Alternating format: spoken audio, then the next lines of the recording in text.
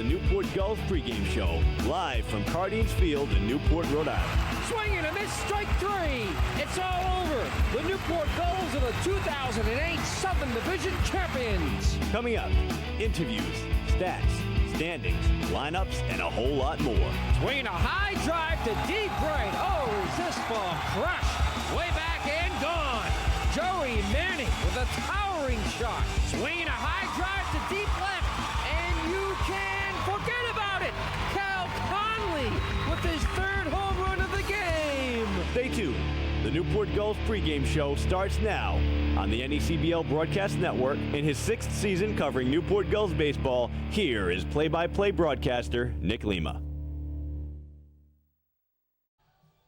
Good evening and welcome to Cardines Field here in Newport, Rhode Island, where tonight the Newport Gulls get their home season started here in the 2009 season of the NECBL. The Newport Gulls, members of the Eastern Division, have just finished a 3-game road trip to start off the season after having their home opener rained out here on Friday night. Hello again, everyone. I'm Nick Lima here at Cardines Field, and we are just about set here to bring you a full season of Newport Gulls baseball. It is the 6th season for the Tigers TV crew and Newport Gulls Broadcast Network.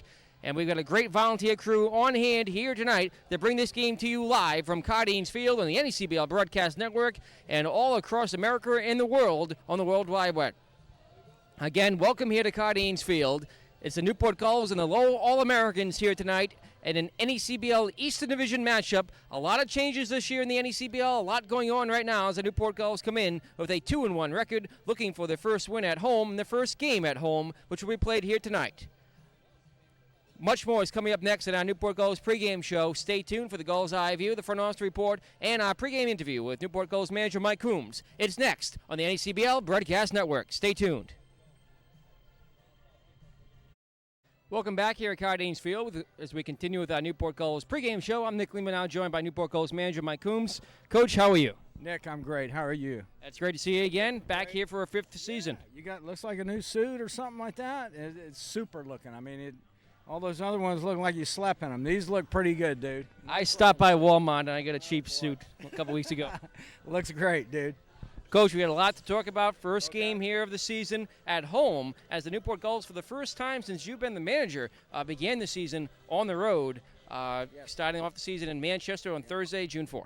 Yep, we started off at Manchester, and we got beat 1-0. Of course, we had a guy thrown out at the plate, a guy thrown out at third, and had another potential run there. But this game of baseball takes from you. You always think you're going to get something, but it'll take it away from you. So, we got beat 1-0, and, they had 4 hits. We had 4 hits, and they had the shutout, and we gave up 1. Both pitchers threw well.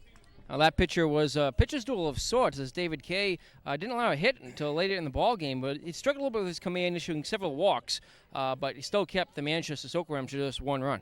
Yeah, David had, he was 3-1, 2-1, 3-2.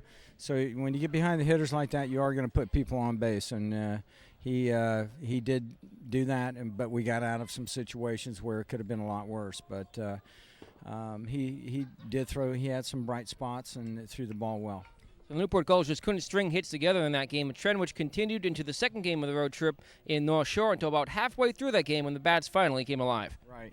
We were throwing goose eggs up there, and they were too. And then they got a couple, and our bats came alive. And I think about the 5th or 6th inning, and we started putting some stuff together. And from there on out, it was pretty good.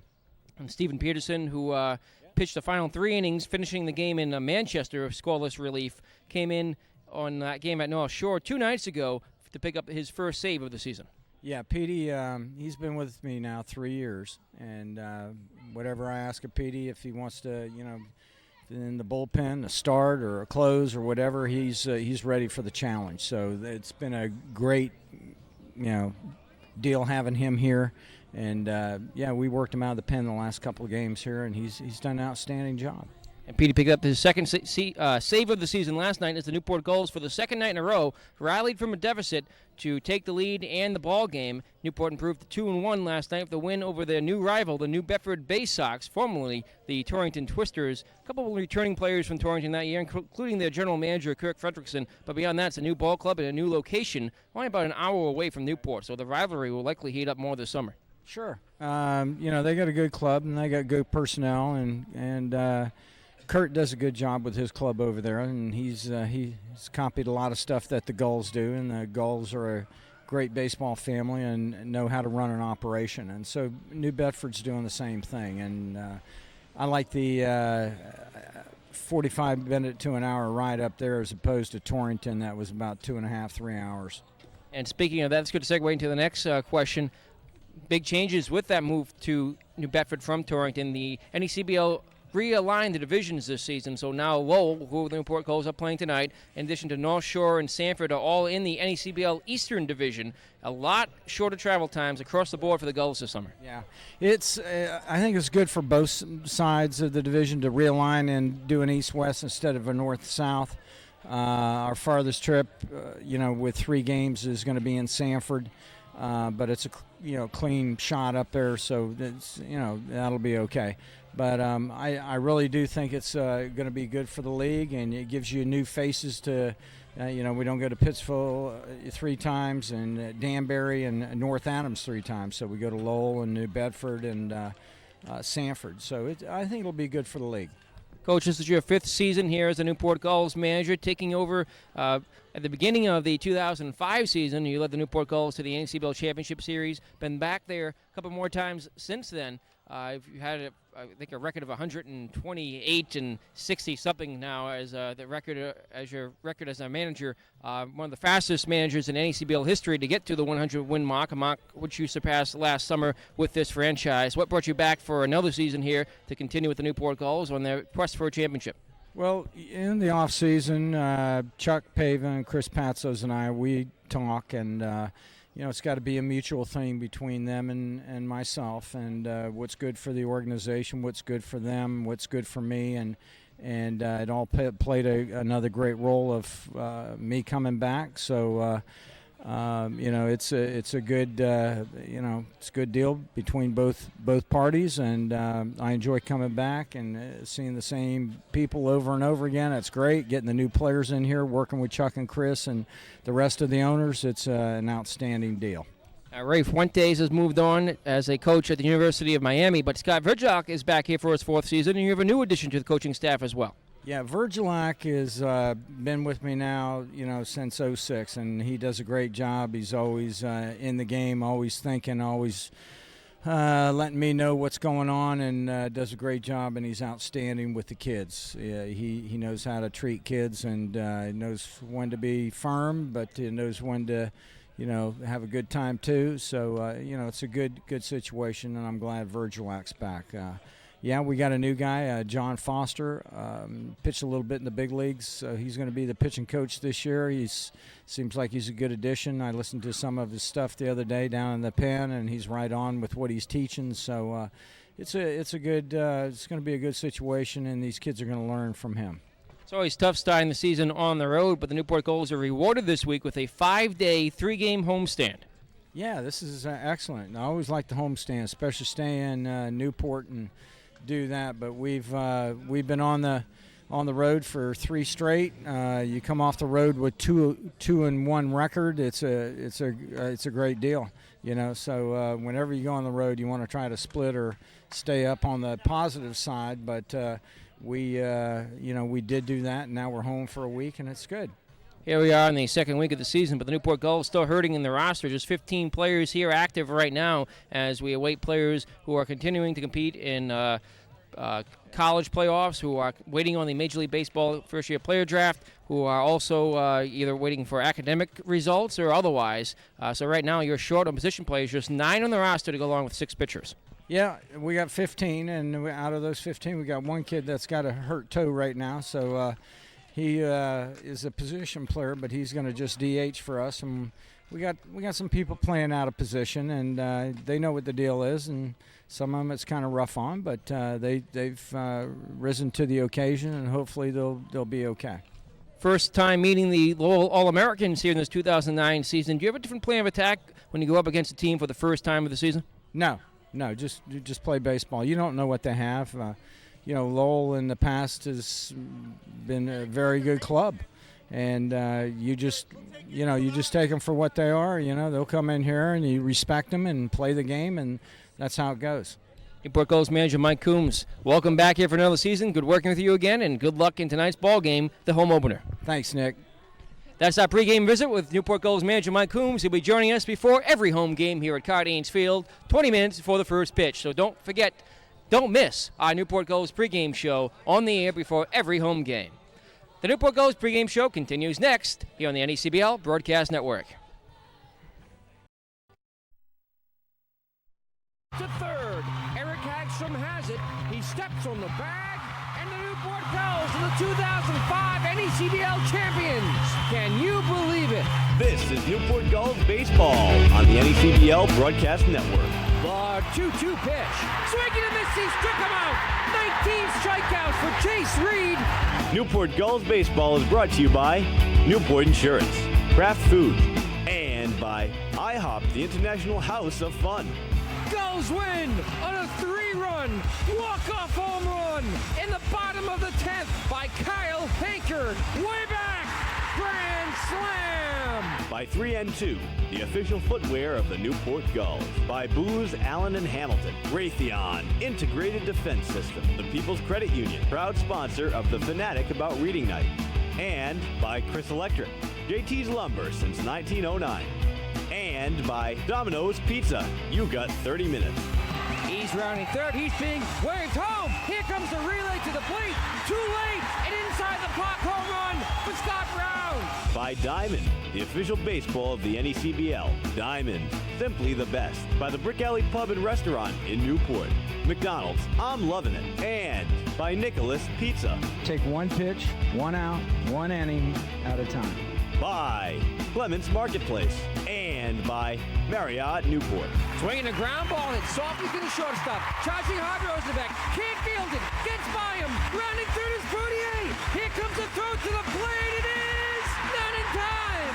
It's not in time. The Newport Gulls win here in the 11th. The Gulls win the regular season championship. Unbelievable. Swinging a line drive right at Jeff Miller. He steps to the back for the double play. Or it's a triple play. An unassisted triple play. Can you believe it? By the Ocean Breeze Cafe. Suffolk Construction, sponsor of the K-Card giveaway. Brought to you by Newport Hospital, a lifespan partner. And Horan Building and Construction. Swung on and missed strike 3. The Newport Gulls set the new NECBL record for wins in the season with 32. Swinging and driving in right field. Good drop in for a base hit. Running third is Butler. He will be waved home. The relay to the plate is not in time. Newport Gulls win 1-0 on a walk-off hit by Ryan Wiegand. Let's go, Gulls! Let's go! Let's go, Gulls! Let's go! And the Newport Gulls have pitched a no-hitter. Shows you how good of a team we are. That's why we're in first place. Yep, let's keep going. Going back at the wall, he leaps. What a catch! Oh my goodness, what a catch by Joey Manning. Swinging a miss, he struck him out. The Newport Gulls sweep the Manchester Silkworms. And the Gulls live to play again. By Viking Tours, the official travel company of the Newport Gulls. By First Command Financial Planning. And Century 21. We know our business. Swinging a high fly ball, deep left field. Way back, way back. This ball is gone. Light tower power. Alex Gregory. Swing and a miss. He struck him out. Jeff Brown strikes out the side in order. Swinging a long drive to right. Oh, is this one crushed? You can forget about it. 2-run homer. Mike Melillo. Once again, here's Nick Lima and the Newport Gulls broadcast team. Thank you very much, Larry Cunningham, and good evening and welcome again here to Cardines Field in Newport, Rhode Island, where tonight the Newport Gulls will be taking on the Lowell All-Americans here in Eastern Division action and the NECBL. The 2009 season is well underway. My name is Nick Lima. I'm joined by Sal Accardi here on the NECBL Broadcast Network. The Gulls coming into this game 2-1 on the season, after winning their last 2 on the road after opening the season in Manchester with a 1-0 shutout loss. The Newport Gulls rebounded last night to defeat the Holyoke, not the Holyoke, but the New Bedford Bay Sox, and the first of 6 matchups of the season between New Bedford and Newport. And now tonight, it's the first of 6 matchups of the season between Newport and Lowell. And from the Lowell All-Americans, here's Sal Accardi to tell us what's been happening with his team. Well, thank you, Nick. It's a pleasure to be here in Newport, a beautiful stadium, much history here. Lowell just picking up their first win of the season down in Sanford, Maine. Great pitching from Nick Serino in that one. He was able to go 6 innings, only giving up 2 hits, no runs on 5 strikeouts, trying to make it 2 in a row here in Newport against your Gulls. The Newport Gulls in their home opener here in 2009. So the last time the Newport Gulls opened the season on the road was in 2004. And of course, in 2004, the Newport Gulls went on to the NECBL Championship Series and fell to the Sanford Mainers. The Newport Gulls, one of the winningest teams in NECBL history, have been to the League Championship Series since 2001, won it 6 times. They've won the Championship Series 3 times, have lost it 3 times, twice to Sanford and once to Vermont, including last year the Newport Gulls were swept by Sanford in the league final. So the Newport Gulls have a lot of history here in Newport and throughout the New England states, being founded in 1999 in Cranston, Rhode Island, as the Cranston Gulls, and a Cranston native is getting the start tonight for Lowell. Sal. Yes, starting for Lowell will be Ted Haley out of UMass Lowell. He's a sophomore there. He had a tremendous season for them last year, going 6-0. And we'll tell you more about Good evening, folks. Mr. Haley in just a moment. First, we'll be back in just a moment here on the NECBL Broadcast Network. We'll take you for a roundup of action around the league and the starting lineups coming up next. Don't go away. It's the 2009 NECBL season here on the NECBL Broadcast Network. For baseball, just a few moments here as the clock actually we have here on the scoreboard has ceased functioning. That's an ominous sign here on opening night. But going to the first pitch in about 6 or 7 minutes. We have some time to give you a round of action. Around the league last night, the Keene Swamp Bats defeated the Pittsfield American Defenders 4-3. The Newport Gulls, of course, defeated the New Bedford Bay Sox 5-3, the final score in that game. The North Shore Navigators and the Manchester Silkworms 7-1, and the North Adams Steeplecats over the Vermont Mountaineers 6-5.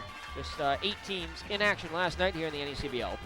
In the NECBL Eastern Division right now, it's North Shore on top, 3-1 on the season. The Newport Gulls in second place at 2-1, a half a game back.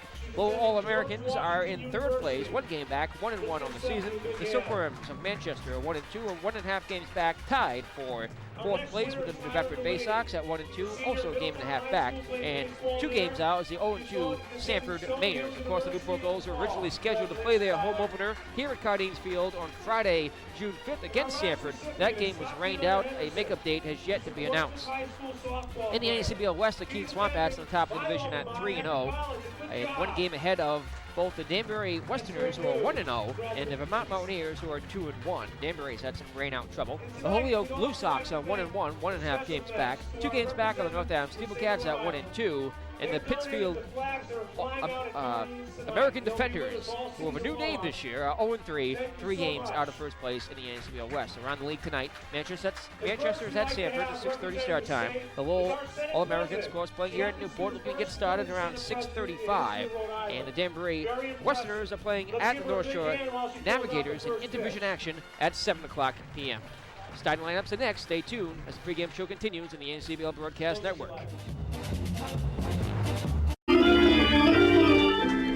And welcome back here at Cardines Field. Nick Gleamer and Sal Accardi here on the NCBL Broadcast Network as we continue with the starting lineups for today's ball game. First, for the visiting Lowell Americans, here again is Sal Accardi. Thank you, Nick.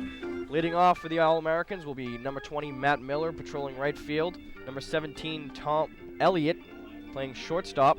In the 3-hole, number 22, Kyle Felix, will be playing DH. Batting fourth will be Efrey Valdez, and he'll be playing third base. Batting fifth, number 7, Eric Oxford, playing first base.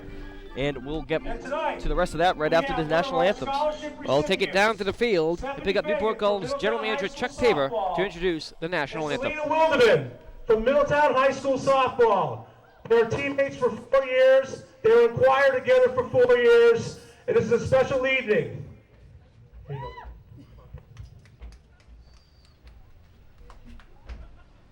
And singing the national anthem tonight will be Stephanie Fagan of Middletown High School, joined by Selena Wildman. Can you see by the dawn's early light what so proudly we hailed at the stripes and bright stars through the perilous fight.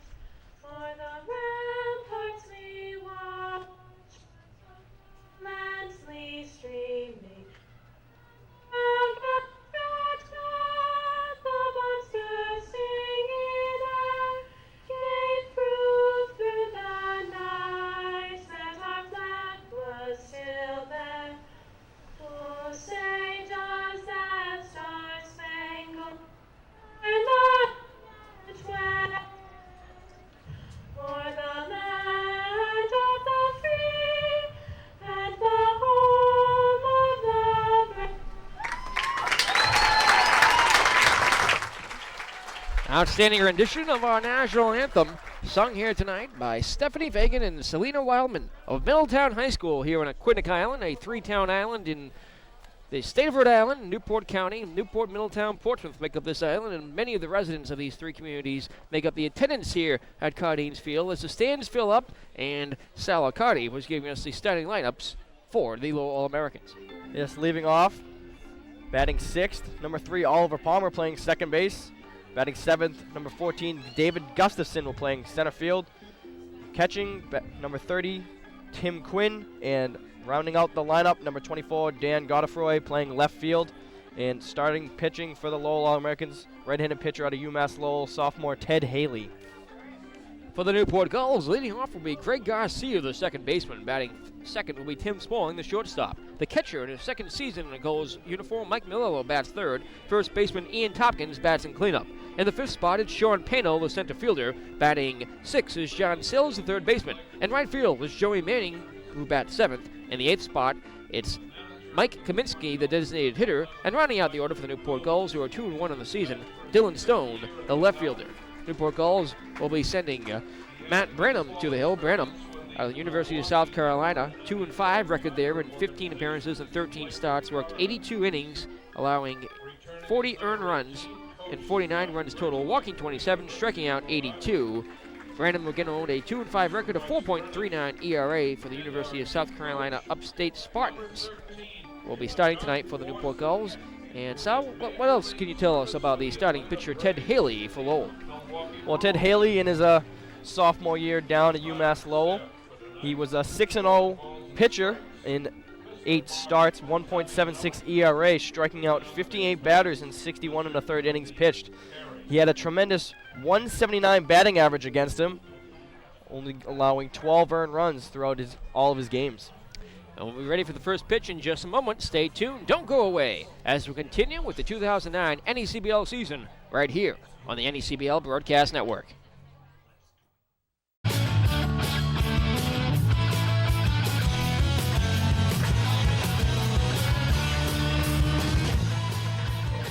Back here now at Cardines Field as we get set for baseball, and the stands are filling up here in the city by the sea. The shadows creeping up to home plate here in one of the most unique ballparks in all of baseball. Sal, I'm sure you noticed it as soon as you walked in. Yes, unique isn't the word to describe this ballpark. As I was told, the first game being played here in 1909, and you can definitely tell that this field was built around that era. With dimensions like a 310 center field that juts down from what looks to be a 400 left center field. And 395, the straightaway center into the triangle up there. There's actually a little bit of an incline on that hill in straightaway center. You've got a one light tower on the field of play, the rest of them off the field of play. And you can't tell from this angle, but that right field wall and that left field wall, which both look like straight fences, actually jut in and out upwards of 20 to 30 feet along the edge of the wall. So. Yeah. It's very interesting indeed. Yes, and the fences being, what, 25 to 30 feet high 30 feet high all the way around, except for that one spot, that 15-foot gap in left center field where the fence was cut out to allow room for the tree to grow out there. That's a very interesting ballpark you got set up here. Now, the fences used to be actually 10 feet lower. However, they were raised in height due to complaints from broken windows in the houses that abut the entire length of the property here in downtown Newport. Notice, of course, there's hardly any foul territory on either side, both the first and third base lines. Only about 15 feet of foul territory down the third base line. Shared bullpens down there, and of course, side-by-side hockey-style dugouts. That's something that definitely caught my attention, and the first thing that came to mind what if these teams have a little bit of a disagreement? Coaches will be exchanging words very closely to each other. And there isn't even a fence or a grate to separate the two. There may as well just be one dugout. And, of course, a basin-style seating here can fit up to 3,500 fans. We've had close to that many over the years here as the NCBL record attendance was set here last year by the Newport Gulls. Newport saw nearly 54,000 fans cross into the turnstiles of Cardines Field last summer. Gulls have surpassed their attendance records here each of the last 3 years. We're going to do it again here in the city by the sea as we get set for the first pitch. Warming up has been Matt Branham. We saw Matt pitch an inning of relief 2 nights ago in North Shore as the Gulls defeated the North Shore Navigators in Lynn for their first win of the season. Newport, of course, winning last night in New Bedford for their second win, coming into this game at 2-1 on the season. Matt Branham looks in on the first batter, Matt Miller. Taps the plate, standing in from the left side. Branham from the windup. His first pitch of the ball game is a fastball. It's up and away, ball 1, and we're underway here at Cardines Field. This Miller out of Northeastern University, redshirted his freshman year. Sophomore year, batted .310 on the year. Next pitch, fastball, outside corner, a called strike. Says home plate umpire Tim Carey, the veteran, calling balls and strikes behind the plate. It's Mark Ardavinelli, another veteran umpire in the league, around the bases tonight, as the 1-1 pitch misses up and away, ball 2. Matt Miller shown to be a patient hitter so far in the early going, and also he's tended to be aggressive as well, swinging at pitches that he really likes. 2-1 pitch is a check swing foul to the left, carrying off the large net that protects not just the fans but the traffic, which again is about 45 feet, maybe 60 feet from the third base line here. America's Cup Avenue and the main drag here in Newport to our left. Big 4-lane road that connects the Newport Bridge in the downtown district. As the pitch is a grounder, hits softly to second baseman Garcia to charge hard. Gloves throws to first and gets him by a step. Good play. Greg Garcia had to come onto the edge of the infield grass to get that slow roller. Sounded like that Miller may have broken his bat. My thoughts exactly. Definitely sounded like he broken his bat. Maybe he hit it off the tail end of the bat, and he's going to have to buy a new piece of lumber for himself. 1 away here for Tom Elliott. Elliott, shortstop for Lowell, comes in batting .167 in his first 2 games. Lowell has played 2 games so far this season. Newport has played 3. The All-Americans own a 1-1 record. First pitch to him is fastball fouled to the backstop. It's 0-1. Elliott first pitch swinging, taking a hack at the first fastball he sees. Matt Branham stands tall on the mound. 6'6", 210-pound right-hander fires changeup, which is up and in for ball 1. Elliott Jr. out of Georgetown University collected a .281 batting average over the past season. Outfield comes in a little bit as the 1-1 pitch is swung on for strike 2. He tried to check it up but went around. Pitch was called strike either way. This is the first time that these fielders in the infield and outfield have ever stood at Cardines, as the next pitch is swung on and foul tipped to the backstop. Looks to me like Matt Branham likes to establish himself with that very heavy fastball. It can touch 88 to 90 miles per hour, according to our scouting report on Matt, who features a fastball, curveball, changeup, and a slider. The next pitch swung on, a 2-hopper to the shortstop. Up with it, Smalling. Double clutches, fires the first in time for the inning's second out. 2 ground ball outs, and now we'll see Kyle Felix, the designated hitter. Felix batting .250, 1 RBI on this young season. He'll bat from the right side. Felix getting his second game in at DH. He played behind the plate in the first game against the Navigators. But consecutive games, Will Cooper and Tim Quinn tonight getting the start. I should check that. He'll bat from the left side. Crowds played someone as he stands in the pitch. Fastball right down the middle for strike 1. Felix, a big-time power hitter. 9 home runs and 47 RBIs over the past season for Trinity University. Brennan winds, kicks, and delivers. Swung on and foul tipped around the plate area. Just knocked off the catcher's equipment.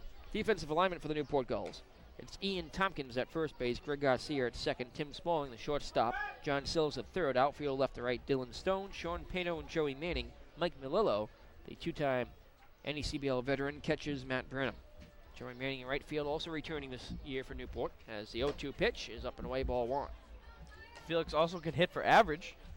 Hit .399 in 44 games, collecting 69 hits and 173 at-bats. Sun sets off to our west beyond the third baseline as a 1-2 delivery skips in there. Stopped by Melillo. Count remains 1-2. June 8th, 2009. First game at home here, first of 22 scheduled home games, including an exhibition that will take place against the U.S. Military All-Stars later this month. The Gulls at the beginning of a 5-day homestand play 3 games this week at Cardines. Before going back on the road this weekend, the 2-2 pitch, a soft grounder, right side. Fielding Scott Sear has it, throws to first, plenty of time to retire Felix. And on 3 ground ball outs, Matt Brenham has a perfect first inning. But through half an inning here at Cardines Field, the Lowell All-Americans, nothing the Newport Gulls coming up here on the NECBL Broadcast Network. Ladies and gentlemen, we call your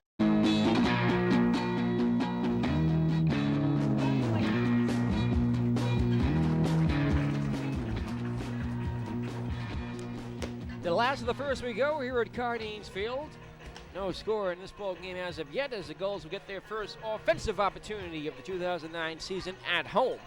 The Gulls, who had no offense to speak of last Thursday in Manchester for the season opener, as they were shut out 1-0 in what really was a pitcher's duel by both sides, finally came alive with the bats 2 nights later in Lynn, Massachusetts, as they defeated the North Shore Navigators. And then last night, a 9th inning rally gave the Newport Gulls their first lead of the ball game, and as they went on to defeat the New Bedford Bay Sox for their second consecutive win. Gulls looking to make it 3-0 on the season. Cardines Field very friendly to Newport last year. A 26-16 record overall at home. The Gulls were 16-5. That's not including the postseason play, where the Newport Gulls went 2-1. The one loss, of course, coming to the Sanford Mainers, the final game of the 2008 NECBL Championship Series. The Gulls are the defending Southern Division champions, which you could call them the Eastern Division champions now, though a couple of teams in that league were in the Southern Division last year, including the Sanford Mainers, who won the NECBL Northern Division. Now across the West. A little bit confusing, but we'll put the pieces together. That's our jobs here in the broadcast booth. It's Nick Leamer and Sal Accardi here in the NECBL Broadcast Network. Nick Tasso, official scorer. Tom Leamer, our producer. Hayden James, one of our fine cameramen. And Everton Carter, our production assistant. First pitch is high, ball 1 into leadoff batter for the Newport Gulls here in the last of the first, Greg Garcia. Next delivery coming from Ted Haley. It's a fastball in there for a strike. It's 1-1. What can you tell us about Haley's delivery? Haley has a pretty simple delivery. First time we're seeing a delivery from the right side of the plate for the All-Americans. First 2 games have been lefty matchups. 1-1 pitch, a little bit low and away, ball 2. Haley at a UMass Lowell, native of Cranston, Rhode Island. I just happen to reside there. Maybe you'll see each other one of these days. I bump into him at the Stop and Shop. The 2-2 pitch. Swung on, hit in the air to shallow center. David Gustafson is coming in, calling for it. He makes the catch. Lazy fly ball out. There's one away as Garcia is retired. Now for Tim Smalling. Smalling batting .286 through the first 3 games of the season. No homers, 2 runs batted in, but leads not only the Gulls but the NECBL with 4 doubles. Smalling will be playing his college ball at Virginia Tech. Played for Arkansas the last 2 seasons, batted .250 for them, 9 homers, 33 RBI, and 14 doubles. Had Tommy John surgery, so he takes the first pitch for ball 1. Smalling, been an effective shortstop so far for Newport. The Gulls are expecting other infielders in the next week or so as well. The 1-0 pitch. High, ball 2. Smalling collecting 2 of those doubles in their last game against the New Bedford Bay Sox, as he went 2 for 5, 2 runs and 2 RBIs. Had the key hit in the 9th inning last night. The 2-0 pitch is a ground ball hit sharply to the third baseman. Valdez, gloves, throws across the diamond, and enough time to retire Smalling, and there's 2 down. 5-3 in the ground out. What's the defensive alignment look like for Lowell? For Lowell, on the left side of the infield, will go Efrey Valdez, Tom Elliott, Palmer patrolling second base, and Eric Oxford at first. In the outfield will be Dan Godefroy in left, David Gustafson in center field, and Matt Miller in right. Ted Haley on the mound, pitching to Tim Quinn. Quinn goes over the signs with Haley. who looks in on Mike Melillo. Here's the first pitch to Michael. Curve is in there for a strike. Melillo, the MVP of the 2008 NECBL All-Star Game, a second-team All-NECBL selection at the end of last season. Was an outstanding catcher for Newport. Gulls are happy to have him back. The 0-1 pitch. Missing a little bit inside for ball one. Now Haley's fallen behind first two batters he faced. Counts even now on Melillo. Next delivery. Skips in the dirt. Now he's fallen behind all three batters. Ball two. 2 balls, 1 strike to count on Melillo, the catcher from Elon University. Last year for Newport, batted .315, 2 home runs, 29 runs batted in, and 8 doubles. This season he's batting .250. Has driven in 1 run, has 1 double. The 2-1 delivery, swung on, popped up left side and out of play. And you'll see a lot fewer foul-outs here at Cardines Field because of the reduced foul territory. So you hear the familiar Newport Glass moniker over the PA system here. Interesting approach, swinging at that 3-0 pitch, getting the green light on that one. The 2-2. This is low and inside. The count has worked full to Mike Melillo. Not a huge crowd here. I'm a little bit surprised, though. It is a school night. As no reason to miss a baseball game. Payoff pitch, swung on, hit in the air to deep right. Matt Miller has a beat on it, looking up. It's off the top of the wall. Melillo around first and will be into second with a 2-out stand-up double. Mike Melillo gave that ball a ride to right center field. It carried him about 10 feet off the wall as both Matt Miller and Gustafson converged out there. Mike Melillo has his second double of the season. The Newport Gulls have their first runner in scoring position with 2 outs here in the first. Melillo all over that 2-1 fastball, just gave it a ride out to right center field. If it wasn't for that 30-foot wall, that was definitely out of here. And when go on in some parks in this league, Danbury and Keene to name a couple. I don't know about Lowell, though. Probably not. First pitch fastball is a called strike on the outside corner to Ian Tompkins. Tompkins has been hot with the bat, batting .455. He's driven in 3 runs. Has a double on the season. They're in that spot in cleanup here. Mike Kaminsky, who had been clean, moved down to 8 in the order, but he's been fighting an injury. Pitch skips in the dirt. No chance for Melillo to advance as it's kept right around the catcher, Quinn. Tompkins also collecting 2 hits in the last game against the Bay Sox. He went 2 for 5 with a run driven in. From the stretch, Haley works. The 1-1 delivery. He kicks and instead turns back to second. No one covering as Melillo lazily heads back to the bag. Beautiful evening for baseball here. Game time temperatures around 65 degrees under partly cloudy skies. As the pitch is a pass ball goes to the backstop. Mike Melillo takes off for third. He's going to get there without a throw. Looks like he's a little overthrowing on that one. Well, trying too hard to place that one on the outside, just skips away under Quinn's glove. A cross Quinn up. It will be credited as a pass ball. Now Haley looks in on Tompkins with the runner at third. The 2-1 delivery. Up and away, ball 3. And not a lot of room behind home plate either here. Only about 25 feet. Less room than even in Manchester, which is notorious for having hardly any room behind the plate. 3-1 pitch. Swinging a foul tip to the backstop, and the counts work full to the second consecutive batter. Of course, that's actually an advantage for the defense because the catcher that knows what he's doing here can play a carom off the backstop. A lot of times a wild pitch or even a pass ball will bounce off the backstop, come right back to the home plate before a runner's even halfway down the line. Interesting angles here behind the backstop as well. From the stretch, the payoff pitch. Strike 3 called on the outside corner. Ian Tompkins frozen on the heater from Haley. The double and pass ball are harmless. The Gulls strand a runner at third, and we are through 1 inning here at Cardines Field. Newport Gulls nothing, Lowell All-Americans nothing as we continue on the NECBL Broadcast Network.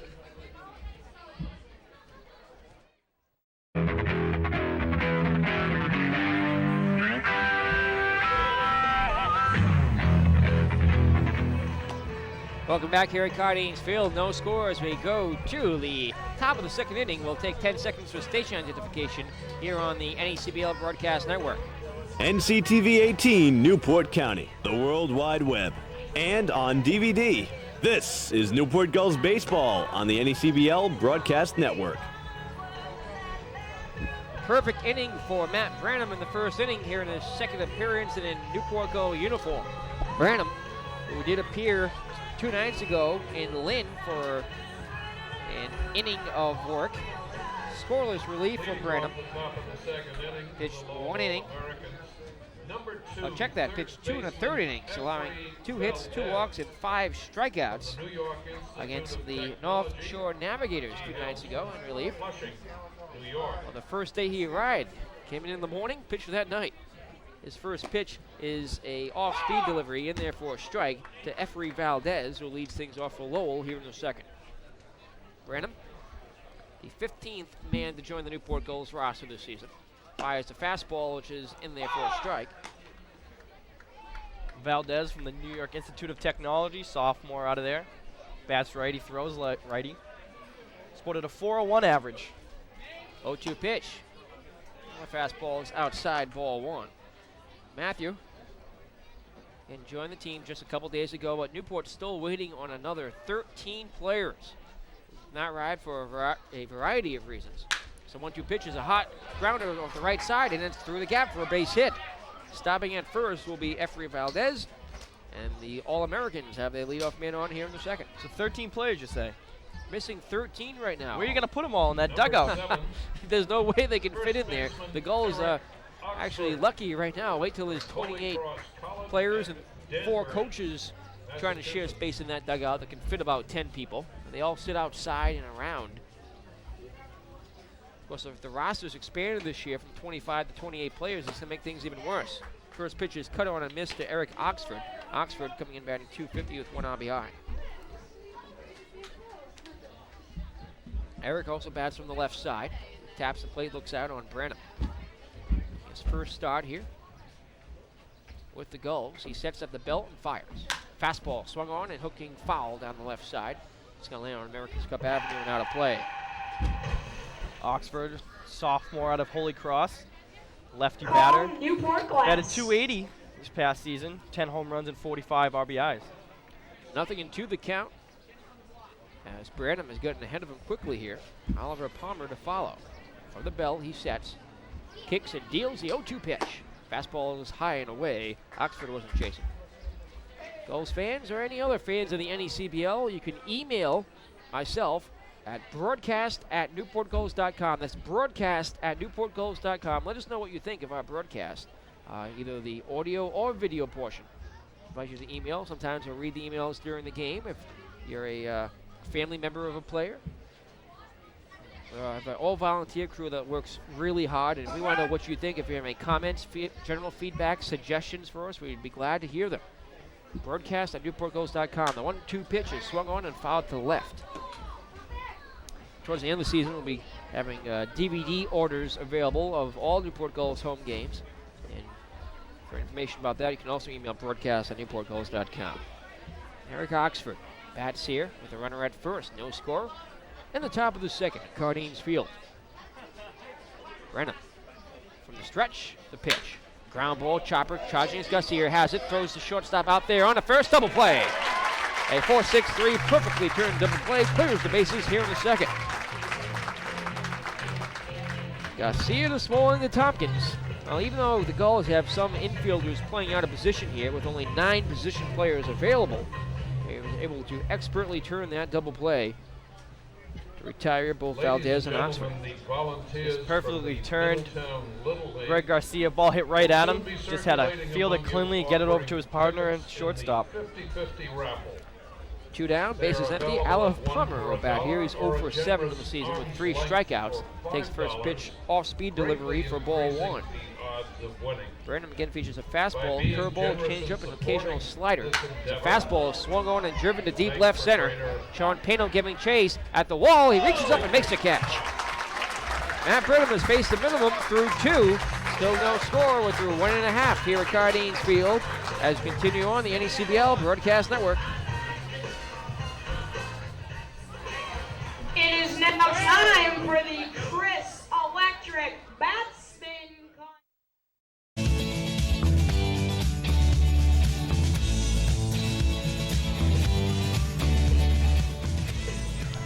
Bottom of the second inning here at Cardines Field in Newport, Rhode Island. I'm Nick Lima, joined by Sal Arcadi here on the NECBL Broadcast Network. After we do have a score report for you, as here we have no score, as our crack statistician Nick Tasso is giving us a score update. After one inning, Manchester 1, Sanford 1 in a game playing tonight at Sanford, Maine. So a tied score there and a tied score here. Only here there is no score to report as of yet. Nothing has scored, as the Newport Gulls will be batting here in the second from about 1,200 fans maybe here at Cardines Field, maybe a little bit less than that actually. On a school night in the city by the sea. Short panel, John Sills, Joey Manning due up for the Gulls to face Ted Haley. First pitch from Haley is a fastball high, ball one to Pano. Something that troubled Haley over last inning was falling behind batters a lot. Fell behind all four batters. Came back to strike out Tompkins as his next pitch is swung on and hit in the air to center field, charging in Gustafson. He comes in and makes the catch, and there's one away. Haley's now retired 4 of the 5 batters he faced. Of course, Melillo had a double in the first inning, advanced to third on a pass ball, but was unable to score with 2 outs. If you're watching on the live video feed on Team Line and the NECBL Broadcast Network, you can see our fine camera work. We've got 4 cameras tonight. We'll have 5 on many nights. Graphics, instant replay. You can see all 4 cameras simultaneously, thanks to our director, Tom Lima, down in the control room, as the pitch is in there. Actually, a little bit high, ball one to John Sills. Sills has been doing pretty well offensively here for Newport, batting .300 with 2 runs batted in thus far. Also has a stolen base to his credit. The 1-0, swung on, hit in the air down the right field line, giving chases Oxford. He's going to watch a trail out of play beyond the grandstand onto West Marble Street behind us. Newport Glass. Sills did have a rough night defensively last night at New Bedford, committing 3 errors, 2 of them which were costly for Newport, allowing runs to score. Well, he is playing out of position, to be fair. It's normally a shortstop at Holy Cross. The pitch, curve, is swung on, foul, tip to the backstop. Sills has 4 errors on the season. At Holy Cross, he batted .283, 6 homers, 31 runs batted in, 5 doubles. Newport Gulls only have 9 position players, one of whom is already injured.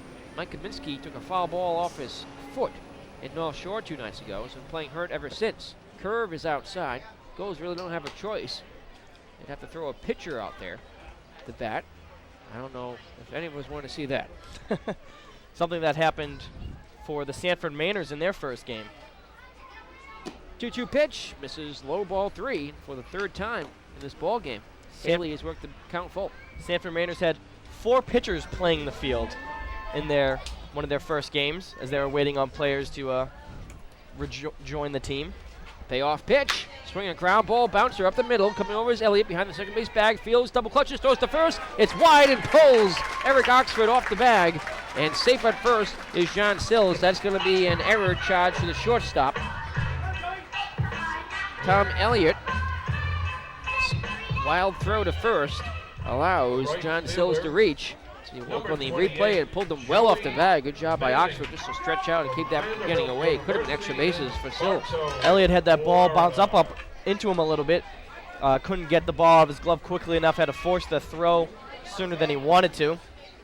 And ball bouncing in the dirt, forcing Oxford off the bag. Good play by Oxford to even catch that ball. 1 out, 1 on. Joey Manning takes a big swing and a miss. A high fastball from Ted Haley. Gulls only have 9 position players and 6 pitchers in uniform here tonight. Still not expecting anyone in until at least Wednesday when Chad Arnold, returning Gull, will be coming in and will also be pitching that night.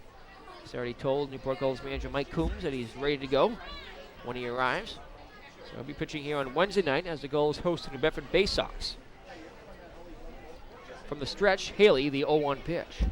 Skips in the dirt, no chance for the runner to advance as Quinn does a good job of keeping it in front of him. So Haley having some difficulties with his accuracy early on. Already has 1 pass ball. He skipped a few into the chest protector of Tim Quinn. Haley's a controlled power pitcher for UMass Lowell. 58 strikeouts to just 16 walks. Only 5 wild pitches, 3 hit batsmen on the season. But when you pitch 61 in the third innings, a couple of those are bound to happen. 1-1 delivery is high, ball 2. I wonder when the last time he did pitch was, though. It could have been a couple weeks ago. Probably still trying to get his feet under him in the early going in this NECBL season. Also trying to feel out home plate umpire Mark Ottavinelli. Oh, Tim Carey's at home. Excuse me. Ottavinelli, of course, on the base pass. Next pitch is in there for a strike. 2-2 the count to Joey Manning. Mark Ottavinelli, the longest umpire name in the NECBL.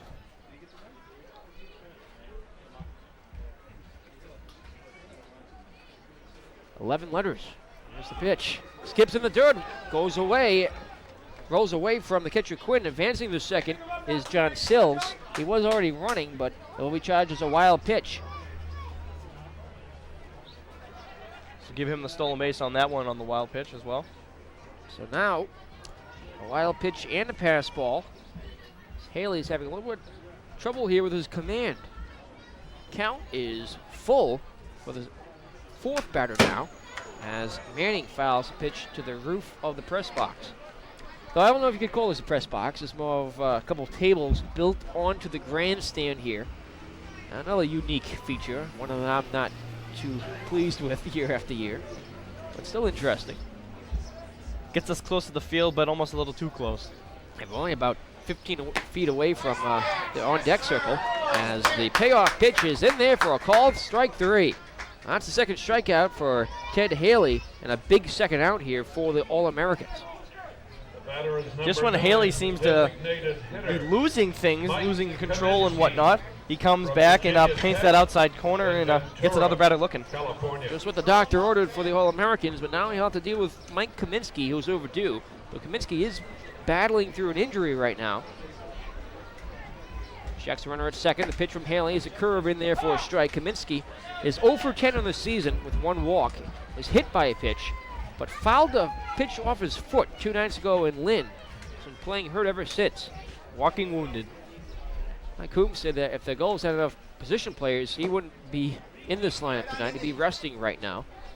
Kaminsky, the power hitter from Virginia Tech, is battling through this until the Newport Gulls get enough players to field a 9-man batting lineup. Kaminsky batted .340, 6 homers, and 38 runs batted in this spring for Virginia Tech.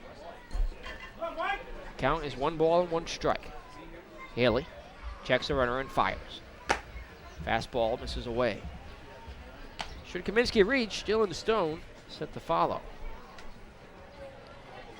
And with all those missing players, you wouldn't know to look at it in their record book. 2-1 record. Now, a lot of people, a lot of Gulls fans, and front office personnel were worried about the start of this season, but Newport has been battling through this as the pitch is fouled to the backstop, shakes up our backstop camera position. One of, again, 5 cameras we have. One in right field, one down the left field line, and a couple on the dugouts. A ball and 2 strikes.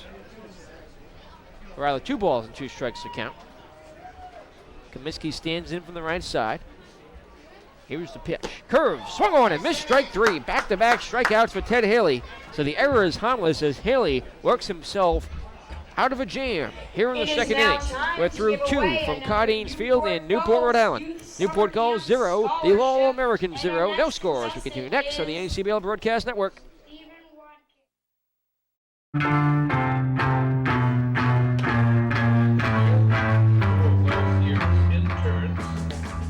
As they go to the top of the third, no score here at Cardines Field. Reminder, this copyright telecast is the exclusive property of the Newport Gulls and the New England Collegiate Baseball League, presented for the entertainment of our listening and viewing audience, and the accounts and descriptions of this game may not be disseminated without the express written consent of the Newport Gulls and the Commissioner's Office of the New England Collegiate Baseball League. For the Lowell All-Americans, here in the third inning, it'll be 7, 8, 9 to up the bottom of the order. David Gustafson, Tim Quinn, and Dan Godfrey. Gustafson, Northeastern University, Texas. 0 for 6 on the season thus far. Be facing Matt Brenham for the first time here as his pitch is swung on and a foul tip to the backstop.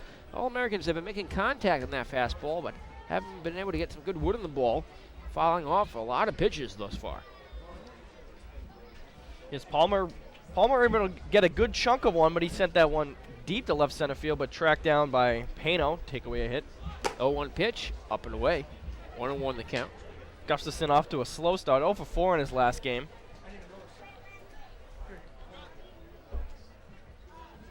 Junior out of Northeastern University. Branham winds, kicks, and deals. Check swing grounder up the first base line. It's going to roll foul right in front of the bag. It's picked up by Ian Tompkins.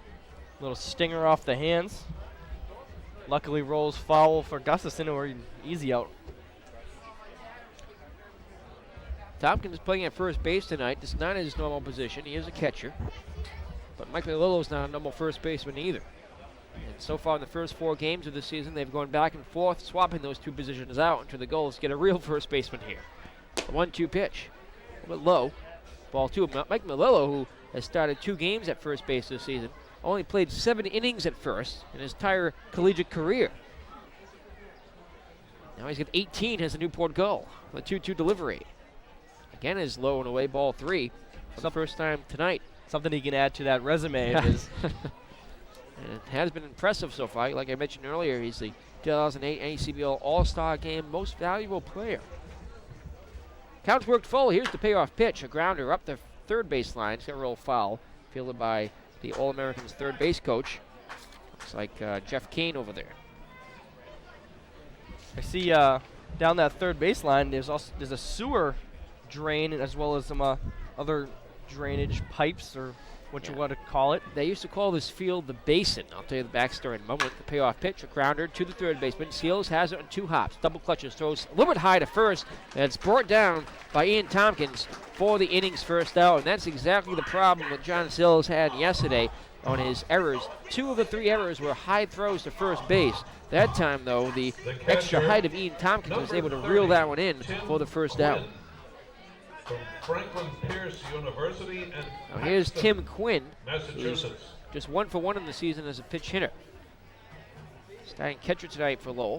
Swings on the first pitch, drills one to right center, but Sean Pano is there, a couple steps back and to his left. Makes the catch for the out. And they call this ballpark the Basin in the late 1800s and early 1900s because this was the central rail junction here in the city of Newport. And of course, it was the steam engines that needed water. And this is where they kept the water in a huge stagnant water pond here. It was the basin. So it was actually built to hold and retain water, not to drain it away. So it's not exactly the best conditions for a ballpark. Here's Don Godefroy, also batting from the left side. A lefty-heavy lineup here tonight for Lowell. Takes the first pitch outside, ball 1. Yes, they like to interchange at the top of the lineup. They go lefty, righty, lefty. Then they go 3 righties in a row, 6, 7, and 8, then back to the lefty and Dan Godefroy. Next pitch is on the outside corner. Gift straight call from Tim Carey. It's 1-1. Of course, after a while, the residents of Newport, as the population began to really expand, started to complain about all the mosquitoes in the summer from that stagnant water, and that spelled the end of that railroad basin. And enough of it was cleared away for a baseball diamond, and later the entire ballpark was built. We thank those citizens today. Without them, we wouldn't be here. And I'd be sitting at home, I guess, watching the Red Sox. The 1-2 pitch. Swung on, foul, tipped off one of those drainage ditches we were talking about. Now, those drainage ditches up the third base line, about 45 feet long each, were actually installed at the end of the 2005 season when the city of Newport redid the entire field here, the outfield and the infield. It was only redone 3 years ago. As the 1-2 pitch, it's a little bit low and away, ball 2. Now, you wouldn't be able to tell by looking at it. This field gets a lot of use, which is why it's in the condition it's in. But it was a lot worse a couple years back. In 2006, it was brand new. 2-2 pitch, swung on and fouled to the left. Got a nice little facelift for the folks down here in Newport. A lot of teams use this ballpark. Salve Regina University, the Newport Rogers High School. The Sunset League plays all of their games here. That's an entire league playing every game here at Cardines Field throughout the summer. The 2-2 pitch is high, ball 3. They play every night. There's not a Newport Gulls home game. This field sees a lot of action as the Lowell All-Americans alumni field is seeing some action right now. MIAA state tournament being played there. Payoff pitch. Swing and a miss. He struck him out. And he'll check chug on down the first base line. Throw from the catcher Melillo to Tompkins is in time for the strikeout 2-3. And that'll do it for the All-Americans here in the third. We're through 2.5 from Cardines Field. Still no score as we continue on the NECBL Broadcast Network.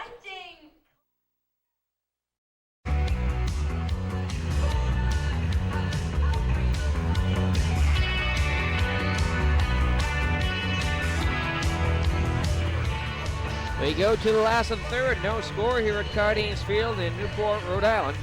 The Newport Gulls and Lowell All-Americans play the first of 6 scheduled matchups of the season. And Sal, we were talking about the history here of Cardines Field. Those drainage ditches on the left side. Before those were all installed, this ballpark used to flood after even the smallest rainstorm.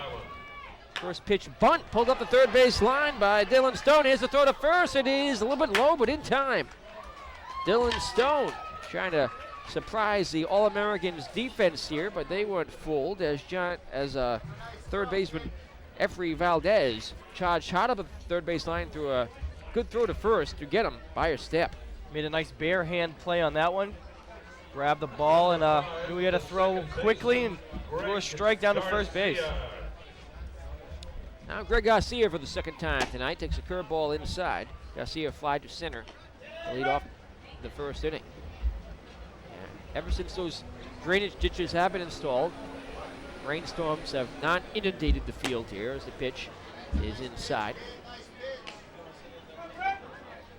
Gulls actually had a playoff game here a couple years ago. There was a pop-up thunderstorm that came through around 2 o'clock in the afternoon, flooded the field, and at 6 o'clock, thanks to the hard work of the grounds crew and the players, the field was ready to go. 2-0 pitches is high, ball 3, and Haley is falling behind another batter here. I remember about 60 members of the Gulls staff out there with shovels and forks and buckets getting the field ready for that game, and that would have been an impossible task the previous year. 3-0 pitch is in there for a strike. So even though they may not be aesthetically pleasing, they do get the job done. A hitter's count for Garcia, working quickly Haley. He fires a 3-1 pitch in there for a strike, and from 3-0, he's worked the count back full. Tim Smalling waits on deck, 1 out, bases empty, third inning, no score. Outfield playing him to pull. Here's the pitch to Garcia. So we get a foul tip to the backstop. This does stay alive. Garcia bats on the left side. Smalling almost taking that foul ball off the shins. Another trade of this ballpark. The on-deck circles are about 10 feet away from the home plate. Payoff pitch. Curve is a strike 3 called on the inside corner. Garcia didn't like it, but he's rung up by home plate umpire Tim Carey. 4th strikeout of the ball game for Ted Haley. 3 of those looking. So Haley doing a good job of disguising his pitches, putting them on the outside and inside corners when he needs to. Now Tim Smalling standing in on the right side. Takes the first pitch, curve in there for a strike. So he's been locating that curveball very effectively. It's the fastball that he's been having trouble with the spot. Sometimes trying to overthrow it, trying to get a little more oomph on it when he needs to. 0-1, another curve. Just drops in there for a second strike. And Smalling was frozen again. Quinn goes over the signs, working quickly again. Haley fires a fastball, outside, ball 1. Shot of the Newport Gulls dugout if you're watching on live video broadcast as Haley winds, kicks and delivers. Curveball swung up the third base line. Backhand stab by Valdez, throws across to first. It is in time for the out. Good play by Valdez to get that one backhand behind the third base bag and retires Smalling by a step. Newport Gulls go down in order for the first time. We're through 3 complete from Cardines Field. No score between the Gulls and the All-Americans here on the NECBL Broadcast Network.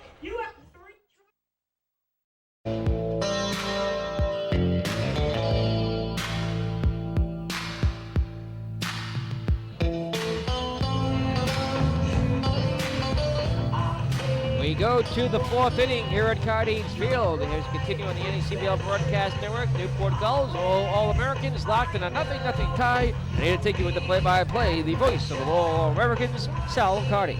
Thanks, Nick. And before we get things started, just an update around the NECBL. After 2.5, we have Manchester over Sanford now, 2-1. So Manchester at Sanford leading that one. Interdivision action. Number 20. Newport Gulls still have to wait for a little while before they play their first interdivision game. So leading things off will be Matt Miller. He takes that first pitch low, skips over his toes a bit. Count runs to 1-0. Miller grounded out to second in his first at bat. Miller likes to work the count. Second pitch to him is outside, ball 2. Gulls' first contest against a Western Division team next Wednesday night here at Card-Haynes Field. And they'll host the North Adams Steeplecats. Of course, used to be in the NCBL South with Newport. 0-2 pitch to Miller. It's a strike on the inside corner. All-Americans have quite a road trip for themselves, as we were saying that their home field is hosting a state tournament. As that pitch is fouled off and away, count runs to 2-1. Excuse me, 2-2. They are on a 8-game road trip until they finally go home to face your Gulls. So we'll see you soon enough back on June 14th.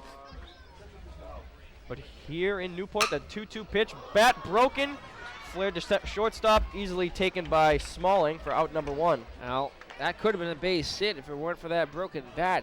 Had the curve and drop on it to drop in behind the shortstop position, but didn't get all of it, as Smalling didn't have to take more than one step backwards to recover that for the inning's first out.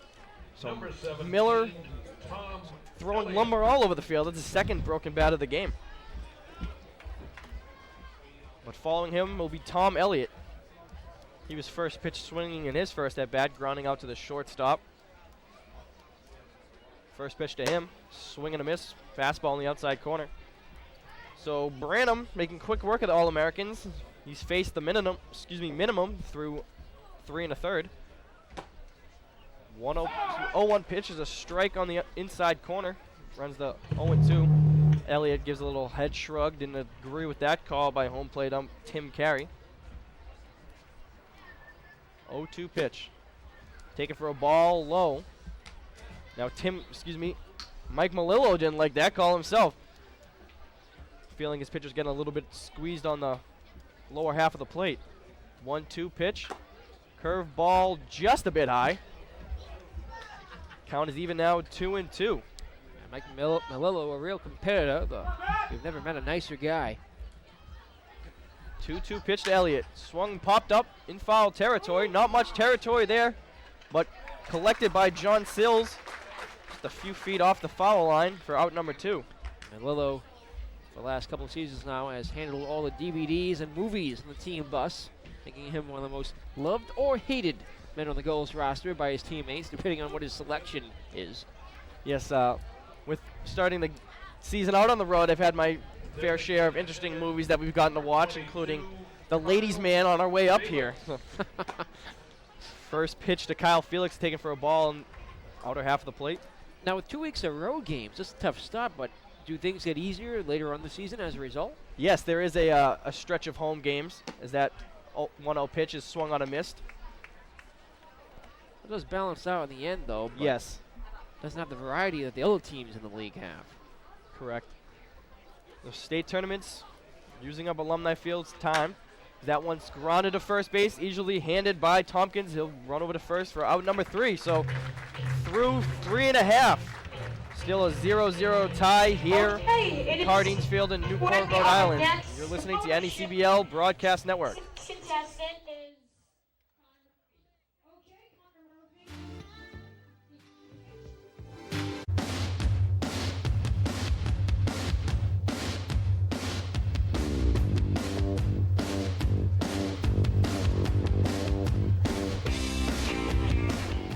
So back here at Card-Haynes Field, Newport Gulls against the Lowell All-Americans, all square at 0, as the Gulls will take their hacks at the bottom of the 4th. Little update from the NECBL league action. Stanford has tied the game at 2-2 after 3. First pitch from Ted Haley is a ball. Curveball, trying to place that one on the outside corner. He's been placing his curveballs well, getting them over for mostly strikes. Second pitch, strike on the inside corner, runs the count to 1-1. So Mike Malillo batting here. He has the only hit against Haley so far tonight. The 1-1 pitch. Skipped in there for a ball, 2-1. He doubled back in the first with 2 outs. Advanced the third on a pass ball, what was left there. After Ian Tompkins was struck out looking by Ted Haley. One of Haley's 4 strikeouts on the evening. Melillo doing the catching tonight. 2-1 pitch to him. Taken for a ball outside. Haley been falling behind in the count a lot tonight. Been having to work. Throwing a lot of pitches. 3-1 pitch.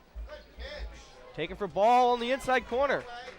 Tim Carey calling that one a ball, establishing his strike zone. That's the first walk issued by Haley tonight. First walk of this ball game for either pitcher. 24, Ian Tompkins. With the difficulties Haley's been having with his accuracy, he's still has 4 strikeouts, only 1 hit, and then now the first walk, but it has been, Matt Branham who's been outstanding.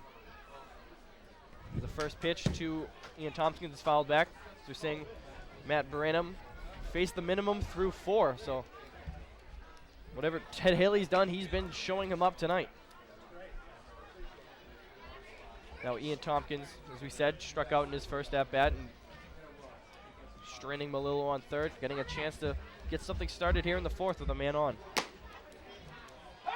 0-1 pitch to him is taken for a strike in the outside corner. Count runs to 0-2. Now in Danbury leads the North Shore Navigators 1-0 in the top of the second. Is a pickoff attempt over at second base. In there safely. Coming up later on in the broadcast, we'll try to get a live look in on that Manchester at Sanford game. That game is in North Shore. Correct myself there. 0-2 pitch, swung on and missed. Strike 3. So 5 strikeouts on the evening for Haley. And second for Tompkins. So Tompkins hasn't been able to figure out Haley yet tonight. And that's the first out of the inning. Sean Pano flew out to center field back in the second. The center fielder. Sean Pano's mother and girlfriend are listening or watching here to this ball game tonight. I was told prior to the game by Sean Pano. We thank them for listening as that first pitch is taken for a strike. Well, so anyone listening or watching, again, I invite you to send an email to broadcast@newportgulls.com. Let us know where you're listening or watching from. I'll read it over the air. If you have any comments, questions, or suggestions, let us know how we're doing, too. Haley snap throw over to first. In sliding is Melillo. Haley's worked from the stretch a lot tonight. Other than the third inning, he's been a runner on in every inning. That one's lifted up into right field. Under it is Matt Miller coming in. Makes the catch for out number 2. So after the walk to Melillo, Haley's been able to work a strikeout and now a flyout.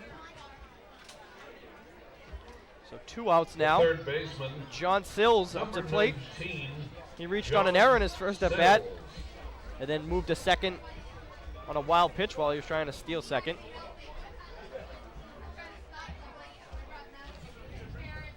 John Sills, the third baseman.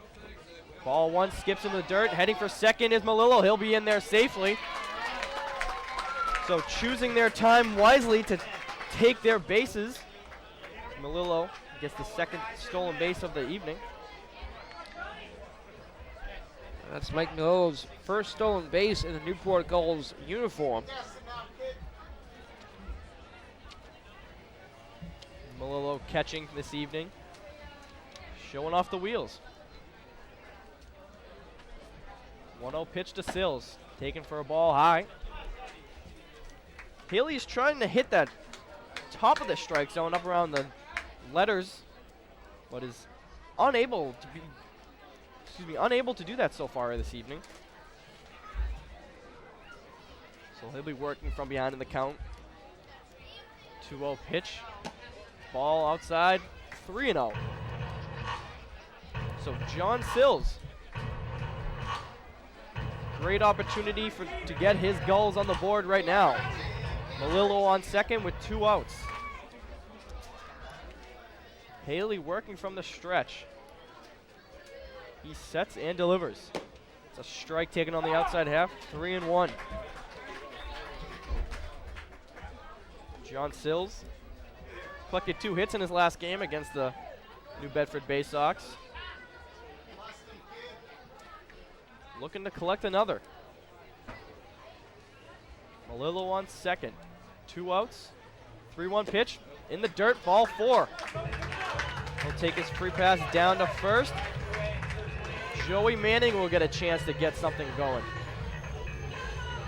Manning struck out looking in his last at-bat back in the second inning. Fielder, number 28. Manning, the right Joey fielder Manning. out of Bartow, Florida. Did his playing at Vanderbilt University. Listed at 6'5", 235. It's a big fella. Drafted by the Phillies in the 2007 draft in the 47th round. Oh, he's swinging a big stick. Haley with the pitch. That's swung on and lifted up to left center field. Dan Godefroy calls off his center fielder, and he collects it for the 3rd out of the inning. So Haley able to leave 2 Gulls on the board, on the bases, and the score remains 0-0 after 4. You're listening to the NECBL Broadcast Network. And let's see if we take a live look in.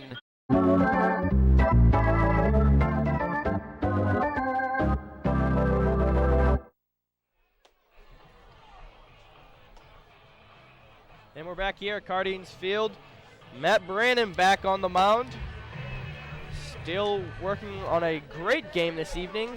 Only 1 hit so far allowed. There's that single back in the second to Efrey Valdez, who will be leading things off this evening in the top of the 5th inning. And he has successfully faced the minimum amount of batters through 4. Only 1 strikeout for Brenham so far. He's induced a lot of ground ball outs, including the double play to Eric Oxford. Retire Efrey Valdez, who led off the second inning on a single. As the lights start to come on here, warming up. Most of the field in shadows now. The sun blocked by the grandstand up at third base line. We'll soon be sitting below the visitor center behind us here in downtown Newport. Coach Jeff Kane will take his position in the third base coach's box as Valdez Number 2 takes a few practice swings in the right side of the batter's box. And there you can see a shot of the light tower on our cameras just a moment ago. They are clearly on. First pitch to Valdez, easily played by Branham, feeling his position well. Underhand throws over to first. Valdez is retired quickly. It's a reflex grab that time by Matt Branham on one hopper to him. And I guess our director, Tom Lever, who's now showing us an instant replay of that good snag by Branham. Wanted to get a shot of the lights a moment ago as well, just in case you didn't believe us. He's so famous for doing down there in the control room. With 1 out, Eric Oxford up to the plate, takes ball 1 outside. He grounded into a 4-6-3 double play in his last at-bat, erasing that Valdez single back in the second inning. 1-0 pitch taken outside, again 2-0. Oxford 1 for 4 in the game against the Mainers, adding an RBI single in the 8th. Swing and grounded down the first base line, but foul. Count runs to 2-1. That game down in Sanford. 4-0 victory for the All-Americans, highlighted by the superb pitching by Nick Serino, who went 6 innings, only allowing 2 hits, no runs, and 5 Ks. 2-1 pitch to Eric Oxford. Taken for a ball low, count runs to 3-1. Something Branham hasn't have to worry about much this evening. Hasn't been behind in the count. The 3-1 pitch from Branham. Swung and missed at a fastball. Eric Oxford. Like that pitch.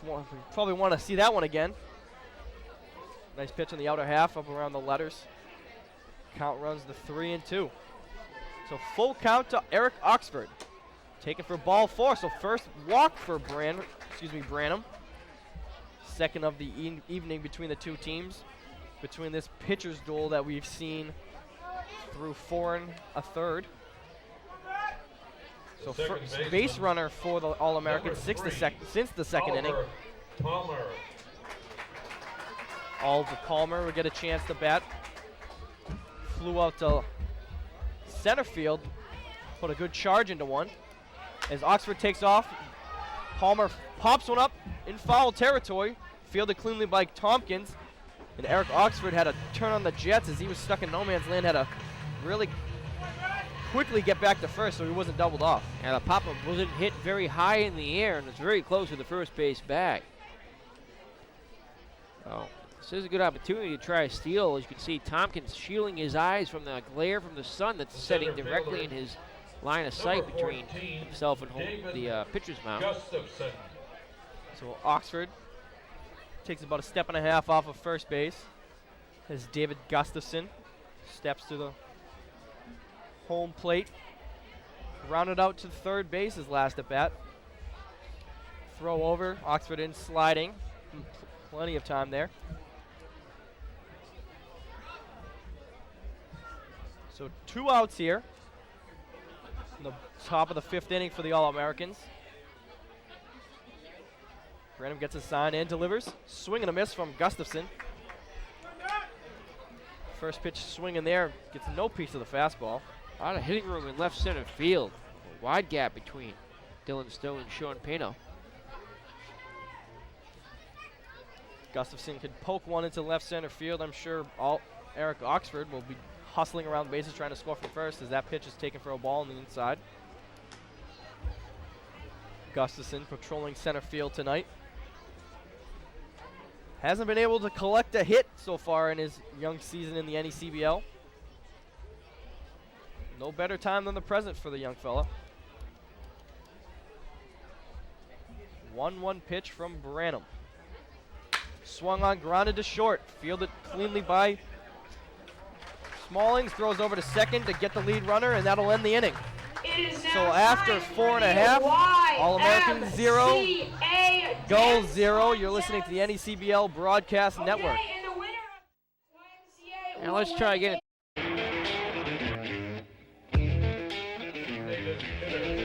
Number 9, Mike. And we're back here at Cardines Field. Newport Gulls will get a chance to get something started here in the bottom of the 5th. We've seen a real pitcher's duel tonight. That's something I had suspected between these two teams. As the first pitch to Mike Kaminsky is taken for a ball in the inside half. As All-Americans bring in a 2.12 club ERA. Second pitch is taken for a strike in the outside corner. Count runs to 1-1. And the Newport Gulls owning the best ERA as a club in the NECBL at 0.69. The 1-1 pitch to Kaminsky's bounced in there for ball 2. Kaminsky struck out swinging in his first at bat back in the second inning. 1 of 2 strikeouts in the second inning for Ted Ailey.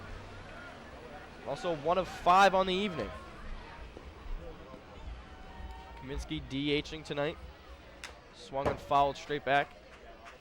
DHing because of an injury that he has, what would you say, gotten off his foot, you said? Hey, he fouled a pitch off his foot and landed a couple nights ago.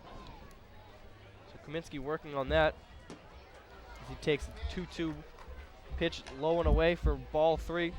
As Mike Coombs said on our pregame show today, if the Gulls didn't have just 9 position players, he'd definitely be on the DL right now, sitting a couple games out. Payoff pitch to Kaminsky. Fisted to short, fielded by Elliott. Takes a step, throws over to first. Oxford fields it cleanly for out number 1. So 1 away here in the top of the 5th inning. And now bring Dylan Stone to the bat. The left fielder. Number 2, Dylan Stone, 2, playing left field Dylan tonight. Stone. Tried to lay down a bunt and is at bat. Almost caught the fielders by surprise as the first pitch to him is taken for a strike on the inner half. But fielding his position cleanly was Ted Haley. Barehanded threw a strike over to first, getting Stone by a step. 0-1 pitch to Stone, taken outside for ball 1. Stone scored a run. In the last game against the Bay Sox, went 0 for 2 with 2 walks. The 1-1 pitch from Haley's foul straight back into the netting. Suspect Stone owns a good bit of speed. Trying to bunt for a hit his last at bat. 1-2 pitch to Stone. Swung on, lifted to left field. A few steps back is Godefroy, and he'll collect that one for out number 2.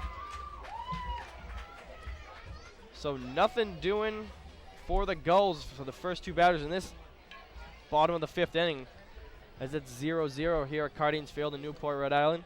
I'm Sal Accardi, alongside me, Nick Lima, Number 5, gracious Greg host tonight. Garcia. Is Greg Garcia.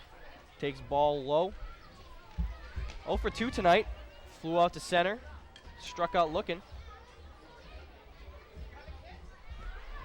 Second baseman, left side of the plate, takes ball 2.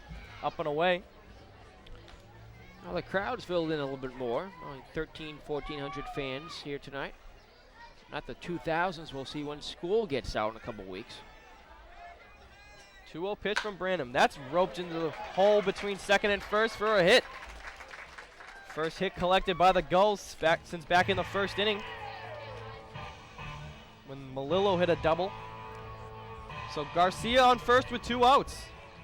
That's Garcia's 3rd hit of the season, all of them singles.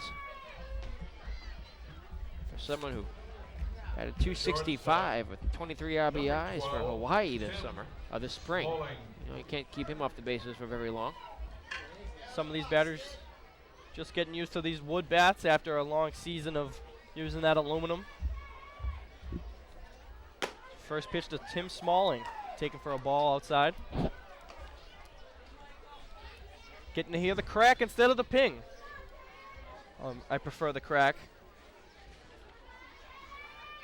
There's a 1-0 pitch from Brannon. This is a more echoey, great sound.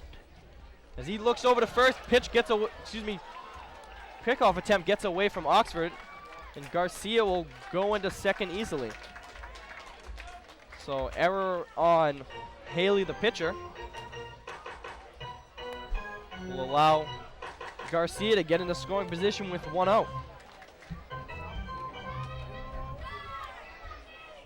So Smalling, who hasn't had much success tonight, grounding out to the third baseman twice, once in the first, once in the third. So Branham working with a 1-0 count now as the umpire looking to get a new ball. Takes his position behind the catcher and Tim Quinn. Branham looks in for his 1-0 sign. In this scoreless game between the Newport Gulls and the Lowell All-Americans. That pitch is there for a strike on the fat part of the plate. Shortstop Tim Smalling, batting .286 in the season, 4 hits and 14 at-bats. As we said earlier, 4 doubles to lead the team in the NECBL.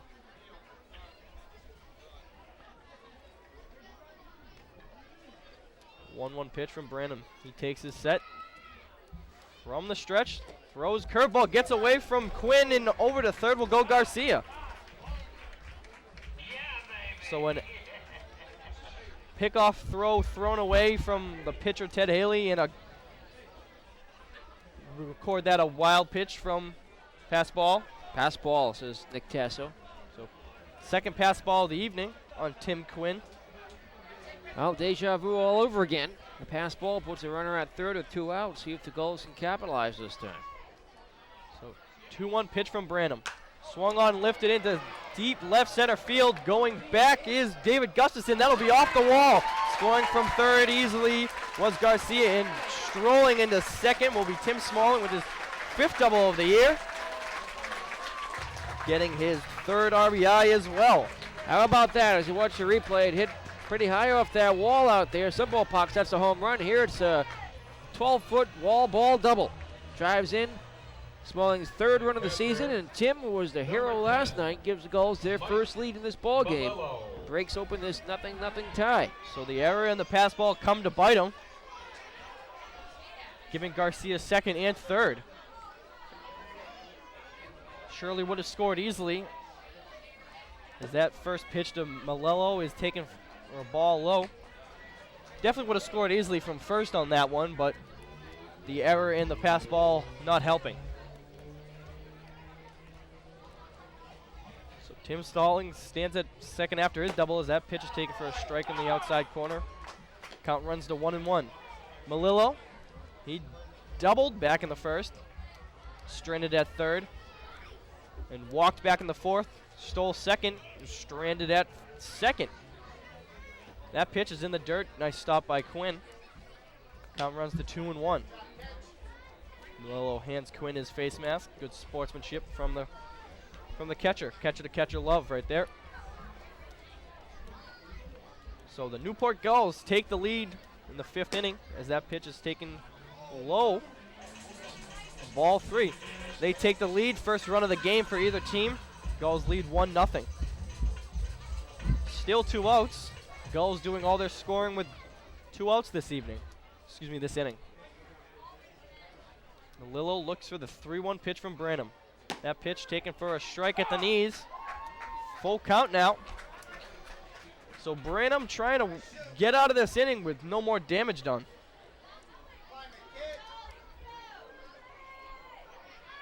He's given up 2 hits, both doubles. One a double, one a single.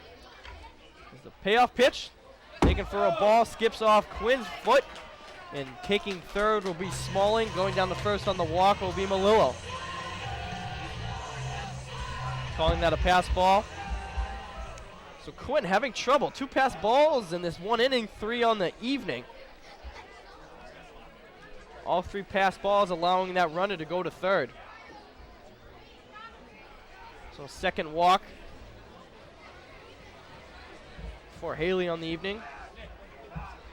As Paul Busa wasn't here at the beginning of the game. Now here, the pitching coach for the Lowell All-Americans will talk things over with Ted Haley. As it's first and third, Ian Tompkins. 2 strikeouts. Waiting on this mound visit between Haley and Paul Busa. Well, it boosts Mike Malillo's on base percentage more after 2 walks and a single last night. 2 walks and a double tonight. The first baseman. 3 nights ago in Lynn, he had 2 walks and was hit by a pitch. Ian Tompkins. So he's seen first base a lot this young season. Ian Tompkins take the plate with Menner on first and third with 2 out. First pitch to him is lifted back and out of play. So the first baseman seen some struggles early on this evening. Struck out looking in the first, struck out swinging in the fourth. And Ted Haley trying to work out of this jam. He's already given up 1 run. As that pitch is taken for a ball outside, giving up 1 run for the first run of the game as the Gulls lead 1-0. Tompkins has a 3-game hitting streak here to start the season. So trying to add on to that as he's 0 for 2 so far tonight. 1-1 pitch from Haley. Swung on, fouled straight back once again. So count runs to 1-2. Tompkins looking to get a hit. Drive in Smalling from third, and Haley looking to give Tompkins his 3rd strikeout of the night. 1-2 pitch to Tompkins. Taken for a ball low. Haley trying to snap off that curveball. Unable to hit that outside corner. So here in the bottom of the 5th. 2-2 pitch, swung on and driven into center field. That's going to get over his head. No, he makes the grab, excuse me. David Gustafson looked lost, but he's able to turn on the Jets, collect that out, and Tompkins is retired for the 3rd time, and it'll be the Gulls leading 1-0 after 5 here on the NECBL Broadcast Network. A lot of number 30. Back here at Cardines Field, Americans looking to get on the board in the top of the 6th. Tim Quinn takes that ball in the dirt for ball one. Tim Quinn flew out to center field in his first at-bat. It's just his third at-bat in the season. The 1-0 pitch to him is tried to hold up his swing, but went anyways. In there for a strike, 1-1.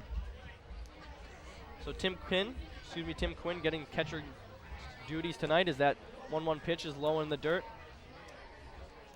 Count runs to 2-1. Branham losing a little bit of control early going in this inning after his team gave him the lead back in the bottom of the fifth as they lead 1-0 over the Americans. That swung on and missed. Strike two. Count runs to 2-2.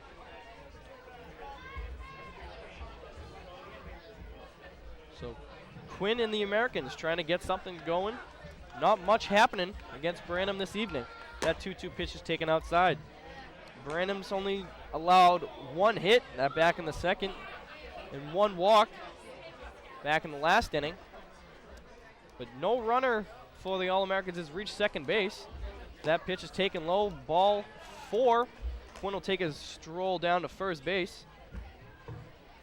And the leadoff runner on only for the second time this evening. First time coming back on The left fielder, the second when Valdez led off the inning with a single.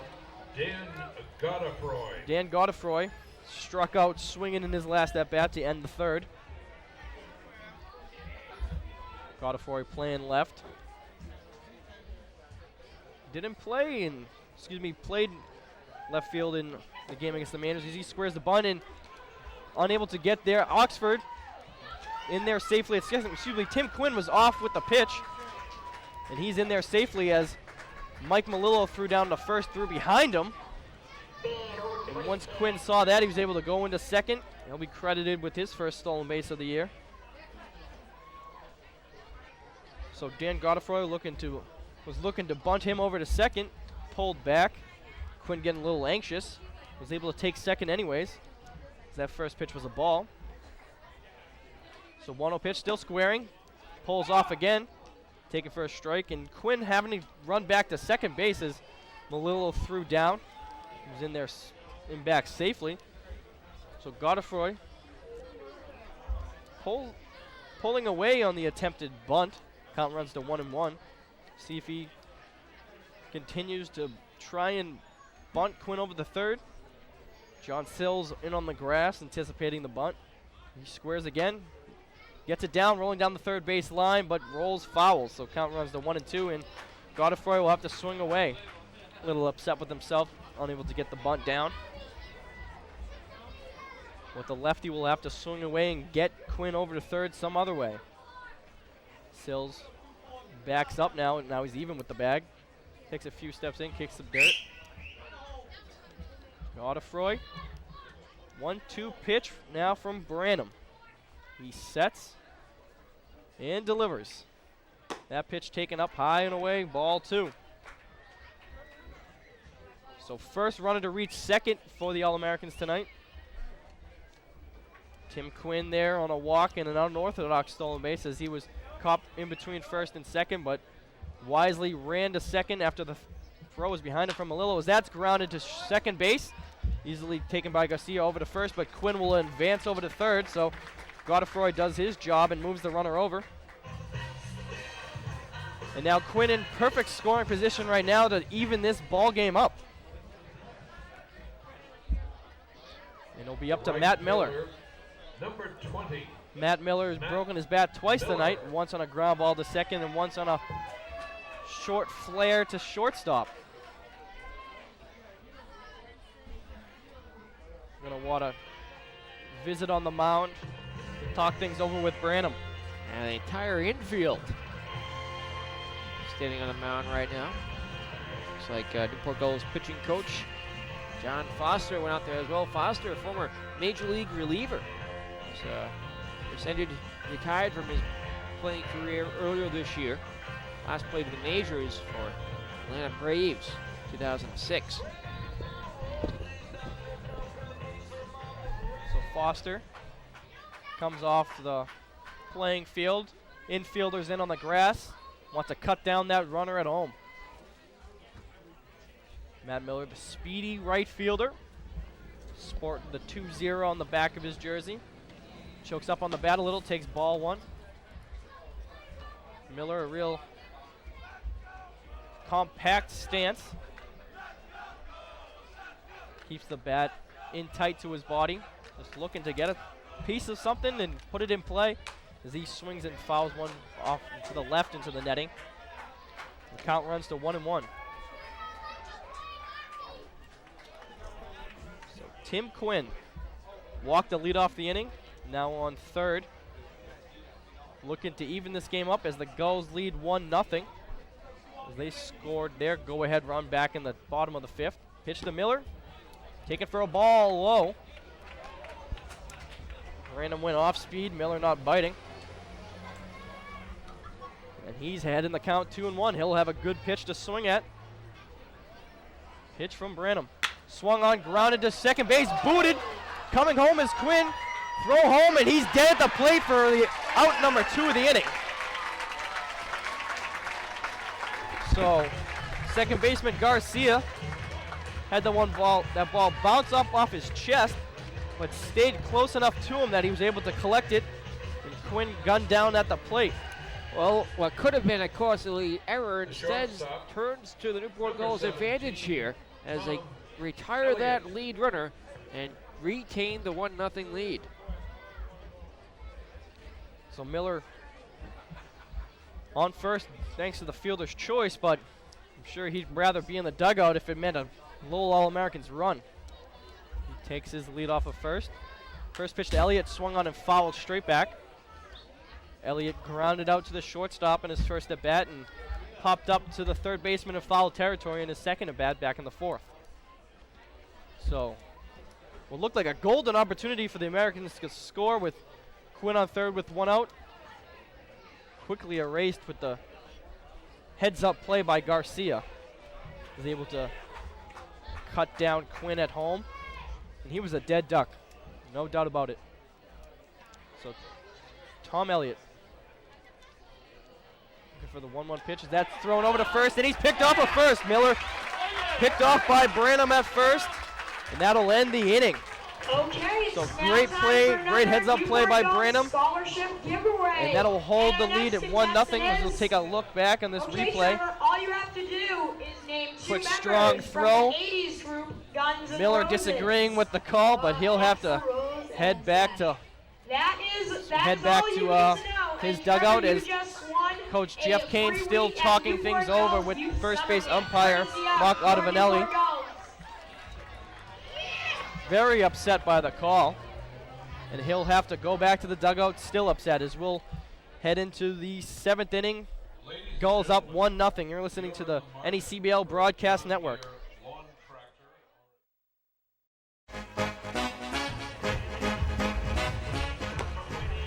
We're back here at Cardines Field as new pitcher Joey Lucier will take the mound. But before that, I'll hand things over back to, we're still only in the bottom of the 6th. As they lose track of where we are here. I almost wanted to hand off my duties back to you a little too soon. But we are here in the bottom of the 6th.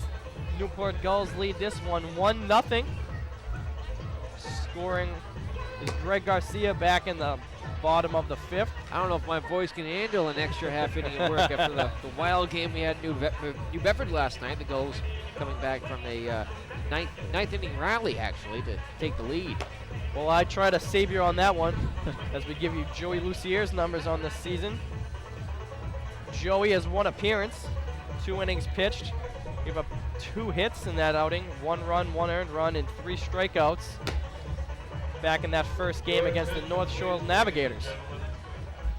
So he's sporting a 4.50 ERA, and he'll come in and try and hold these Gulls to just that 1-0 lead. Leading things off will be Sean Pano. Joey Lucier, he is a returning player for these All-Americans. He joined the team partway through the 08 season. He finished that season with a 3.33 ERA, 13 appearances. Did start 2 games, collected 1 complete game and 1 save in 24 innings pitched. Gave up 24 hits, 15 runs, 9 earned, walked 9 and struck out 15. So working on a new season now. The second appearance on the season. Sean Pano, the center fielder, getting his looks at him. Steps out of the plate, got a little dirt in his eyes. Pano was flied out twice, once to center, once to right. Here in the bottom of the 6th, Cardines Field. Lucier, the righty, out of Brockton, Mass. First pitch to Pano's ball high. As we're just exiting twilight. Sun setting here on Cardines Field in Newport, Rhode Island. 1-0 pitch from Joey Lucier. Pitch high again, ball 2. So Ted Haley exits the game. 5 innings pitched, 1 run allowed on 3 hits. The 2-0 pitch from Lucier is there, fisted down the third base line, but that'll be called foul as that one hit off of Pano's leg. Haley struck out 5 through his 5 innings of work. Walked 3 while giving up only 2 hits. Well, now an argument here with Mike Coombs coming out of the dugout to talk to the home plate umpire, Tim Carey. Now, Mark Vanelli gave the safe sign after that ball was thrown to first. Now the umpires will conference. It's pretty interesting to give the safe sign if the runner never left the batter's box.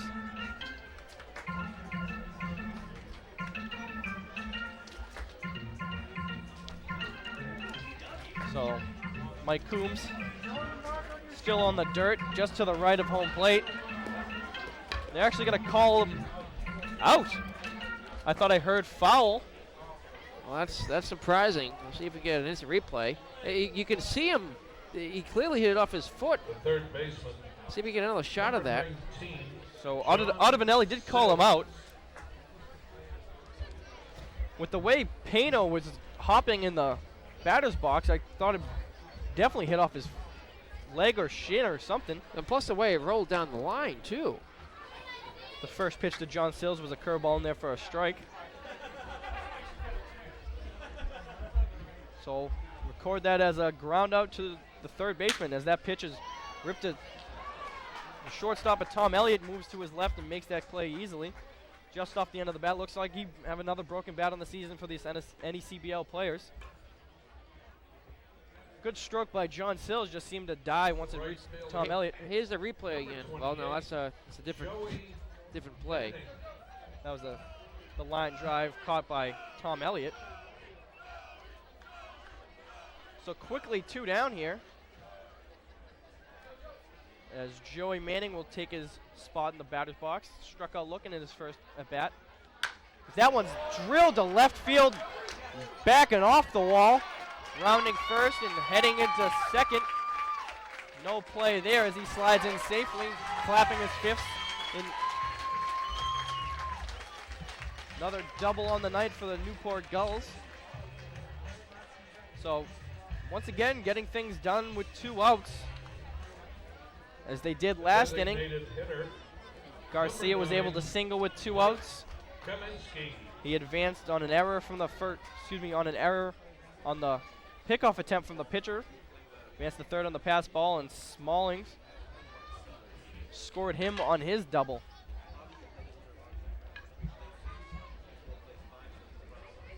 So Joey Manning collects the 2-out hit, and Mike Kaminsky, the DH, will get his chance to drive him in for some insurance here in the bottom of the 6th inning. Tim Quinn just wanted to exchange some words with his pitcher as he takes his spot back behind the plate. Mike Kaminsky struck out swinging back in the 2nd, grounded out to the shortstop in the 5th. DA takes the first pitch for a strike. Lucier snapping off that curveball. Kaminsky 0 for 2 in the last game with a run scored and a walk. Still looking for his first hit on the year. 0 for 12 so far.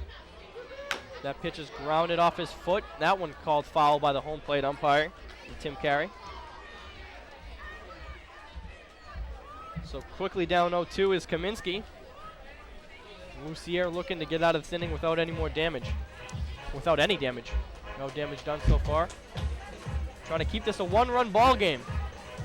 The Gulls lead 1-0. Here at Cardines Field, I'm Sal Cardi alongside Nick Lima. 0-2 pitch from Lucier. That one's lifted and down the right field line. Manning will round third, and he'll come in to score. And an RBI single for Mike Kaminsky. Recording his first hit of the year and RBI. Well, Kaminsky gets the job done here.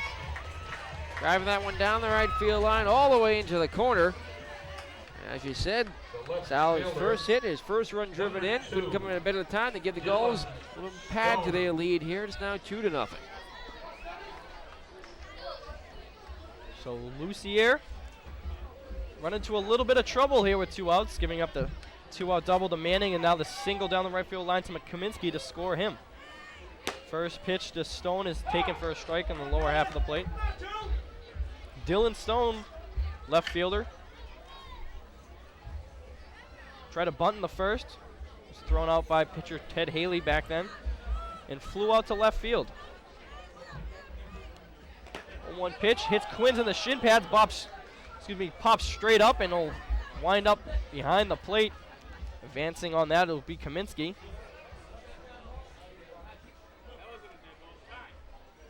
We'll record that a wild pitch by Lucier. And in scoring position is Kaminsky.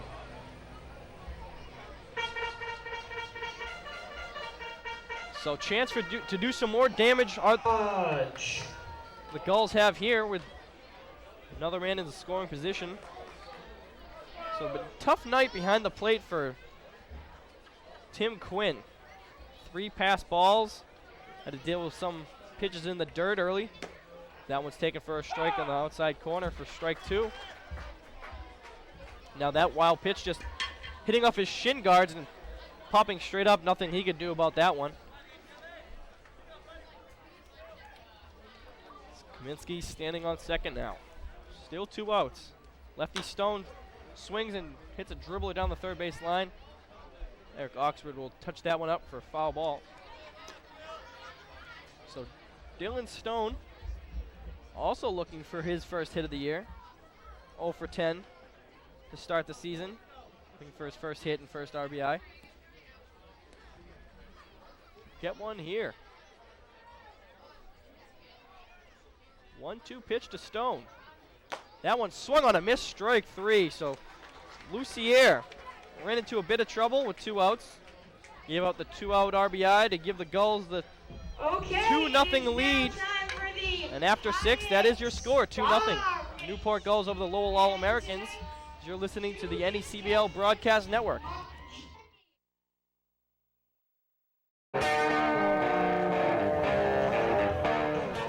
As we take Layla into the top of the 7th inning here at Cardines Field, Lowell Americans trail the Newport Gulls 2-0, and I'll now hand things off to my fellow broadcaster and voice of the Newport Gulls, Nick Lima. Thank you very much, Sal. Fine job. And a fine job for the Newport Gulls offense, who's chipped away this 0-0 tie we had for quite some time to plate 2 runs here in this game against the Lowell All-Americans. 2-0 our score as we go to the Your attention, 7th please, inning. ladies and gentlemen. Now pitching for the Newport Gulls is send a new pitcher to the mound. Dan Corrigan. Dan He's Corrigan from will make Stonehill his College second and a relief appearance resident of the season. Portsmouth, So Matt Branham Rhode Island. has left the game. We'll get an official line on him in just a few moments. This is his game to win as Corrigan comes in to keep this game at 2-0. He'll face Tom Elliott. First pitch. Outside, ball 1. Corrigan pitched 1 inning of relief last night in New Bedford as his next pitch goes to the backstop after trailing off the glove or the mitt of goal catcher Mike Melillo. Now it comes The out for a batter conference. is Looks like they're a little crossed Tom up on the Elliott, signs. number 17. So the official line on Matt Branham, 6 innings pitched, no runs, 1 hit, 1 strikeout, 2 walks. Of course, no earned. So quite an outing for Matt Branham. A solid outing to follow solid outings in the last 3 games for the Newport Gulls pitching staff. The 2-0 pitch from Corrigan is on the inside corner, a fastball for a called strike. Tom Elliott is 0 for 2, bounced to short, fouled out for the third baseman back in the 4th inning. Next delivery, swing and a miss. Big cut that time for Elliott. Swinging a low fastball, the count's even at 2 balls and 2 strikes. The Irish fans down the left field line scream, strike him out. We'll tell you about them in a moment. The 2-2 pitch is swung on, fouled to the right, and out of play. Those of you wondering, the official score line on Ted Haley was 5 innings pitched, 1 run, 3 hits, 5 strikeouts, 3 walks, and 1 earned for the Lowell All-Americans pitcher. Corrigan from the windup. The right-hander's 2-2 pitch. Curve misses inside. Ball 3. Dan Corrigan, that 1 inning of work, gave up 2 hits, 1 walk, 1 strikeout.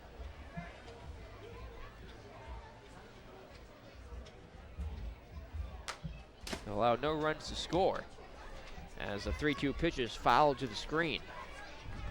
So of course, Tom Elliott was at the bat when Matt Miller was picked off of first base back in the last 6th inning. Payoff pitch. Ball 4 is inside. And Corrigan walks the first batter he faces here. Corrigan loses Elliott on that one. Was ahead of him. Elliott able to work the walk, following off a few pitches. 22, Kyle Corrigan Felix. pitched the 8th inning last night in New Bedford. After inducing a groundout, gave up a double, a single, and a walk. But no runs scored. Kevin David, who doubled for New Bedford last night in that inning, was picked off by Tim Smalling, or rather by Ian Tompkins. And then Corrigan struck out Brandon Garcia to get out of the jam. So now he's got a runner at first and a tying run at the plate. For the All-Americans here, as Kyle Felix takes the first pitch outside, ball 1. So Corrigan has been able to get that location on his fastball yet. Felix is 0 for 2. He's bounced out to end 2 innings. Snap throw to first, diving back in safely is Elliott. Oh, that was a very deceptive pickoff move. Dan Corrigan did the shuffle hop and a quick release. Tom Elliott taking a huge lead there. Elliott 1 for 1 in stolen bases on the season. It's the first time he's been on the base paths tonight. 1-0 pitch. Fastball taken on the inside corner, a cold strike. A throw from Melillo down to first is not in time, as once again Elliott has to dive back in. Corrigan taking over here for Matt Branham. Was superb through 6 innings of work. Absolutely brilliant tonight. A 1-1 pitch. Curve is swung on, a little blooper. It's going to be caught by the second baseman. Throw back to first. They might have him. They do. Double play. Kyle Felix loops into a 4-3 double play, as Tom Elliott was well off the bag at first. Looks like it beat him by 3 steps as he tried to slide back in. Number 2, Efrain Greg Garcia Valdez. to Ian Tompkins. Second double play that Garcia started tonight. Clears the bases, 2 outs on the scoreboard. Here's Efrain Valdez. Checks a swing in the first pitch, takes it inside, ball 1. Valdez is 1 for 2. Single and grounded out. Elliott just taking way too many steps off of first base on that pop. 1-0 pitch is grounded on 2 hops to Sills from his knees. He gets up, throws the first in time. Inning over. Corrigan, after walking Elliott, induces a double play and gets Valdez to ground out. Nothing doing for the All-Americans here in the 7th. 7th inning stretch time here at Cardines Field. We'll keep it live as we pick up Newport Gulls public address announcer Dano Hanley for that baseball pastime classic. Take me out to the ball game. Time for the choir. Rise and shine. Take me out to the ball game. Take me out to the crowd. Buy me some peanuts and crackers. I don't care if I ever get back for it. Root for the Gulls. If they don't win, it's a shame. For it's 1, 2, 3 strikes, you're out at the old game. 7th inning stretch time here at Cardines Field. 2-0. Newport Gulls lead the All-Americans. Back in a moment on the NECBL Broadcast Network.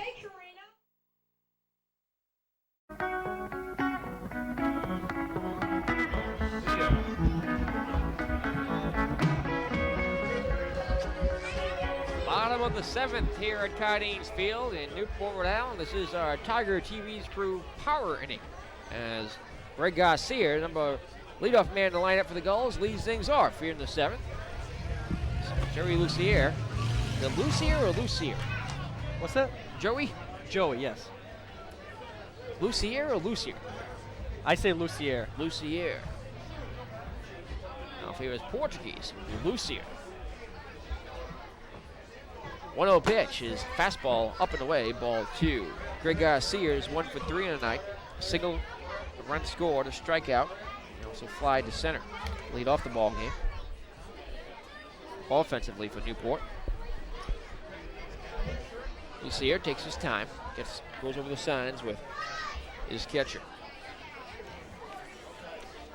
He fires outside. Ball 3.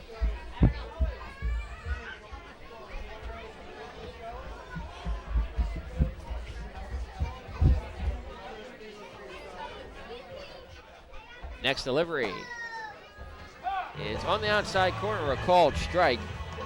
As Garcia thought it was ball 4.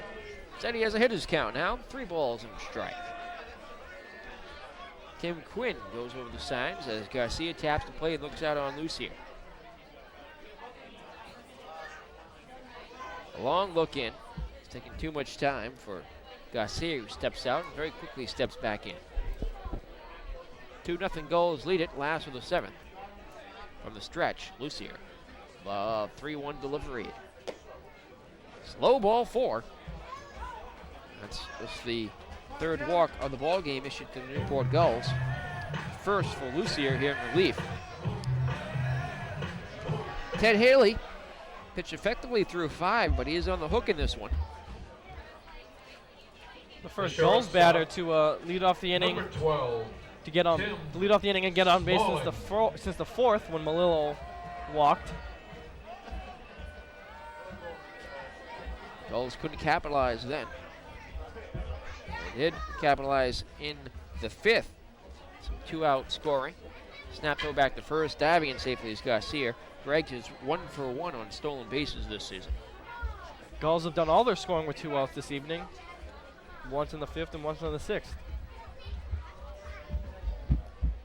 Now working out of the stretch. We'll see, it looks down, fires.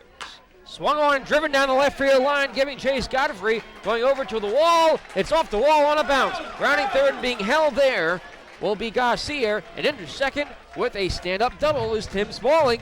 His 2nd double of the game and his NECBL leading 6th of the season. He just turned on that inside fastball and just drove it down the left field line. Nothing Godfrey could do about that but pick it up off the bounce off the wall and look back at his infield and see 2 Gulls runners on 2nd and 3rd. So Lucier in a huge jam here if he wants to keep this one close and give his team a chance to come back in the 8th or 9th innings. Newport Gulls lead it 2-0, looking for more here, and the heart of the order drew up now. Mike Malillo has been on base 3 times, 2 walks, and a double. The pitch. Curve is floating on the inside corner at the knees for a strike. Melillo, who drove in 29 runs last year, 2 homers, batted .315 for the Gulls.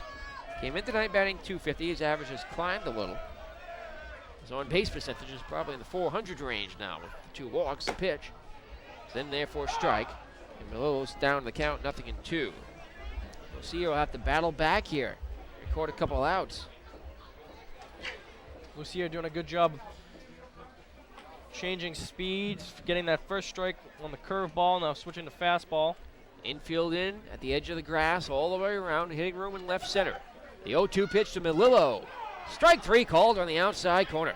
Melillo never lifted the bat off his shoulder. Ties to the dugout. Now we'll see Ian Tompkins, and he's overdue. The deep fly to center field to end the 5th inning. Struck out twice. Tompkins came in batting .455. With going 5 for 11, so he's now 5 for 14 here. And we have a mound visit. Is that Paul Buser out there? Yes, it is. Pitching coach for the All-Americans. It was that last drive by Tompkins back in the 5th that I thought had gotten over David Gustafson's head. Gustafson had to turn on the jets a bit, was able to track down that sharply hit line drive. Conference is broken up. As Lucier still trying to work out of a jam here. 1 out and 2 runners in scoring position. Tompkins, the cleanup man at the plate, trying to do his job here. Hitting room in left center field. The pitch. In there for a strike. Off-speed delivery from Lucier.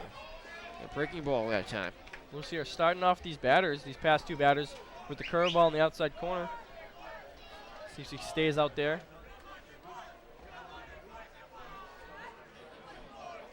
Stepping out. You can hear the Irish fans chanting down that left field line. I still haven't told you the story about them yet. It is quite a story. The 0-1 pitch. Curve in there for a strike. He's been using that curveball effectively. When you can place that curveball in the outside corner, it's a deadly pitch. See if he comes back inside with the fastball. Keep him off balance. Got ahead of Melillo 0 for 2 and struck him out. Now he's ahead of Tompkins. Here's the pitch. Check swing. He went around. Strike 3. 2 outs here for the Gulls, and they're in danger of a squander. So he went back to the curveball. Tompkins not expecting it almost. Tried to check his swing, but unable to hold up. Number 8, Sean Pano bat here now. Pano, who told me before the game he does have family listening, his mother and his girlfriend. Among family tuned in tonight's broadcast. Pano's 0 for 3. Fly to center, fly to right, and grounded out. An opportunity here to break out of a little slump. 2 runners in scoring position. 2 down. Here's the pitch. Curve is outside, ball 1. Those Irish fans all standing down that left field line on the top of the bleachers, about 9 or 10 of them.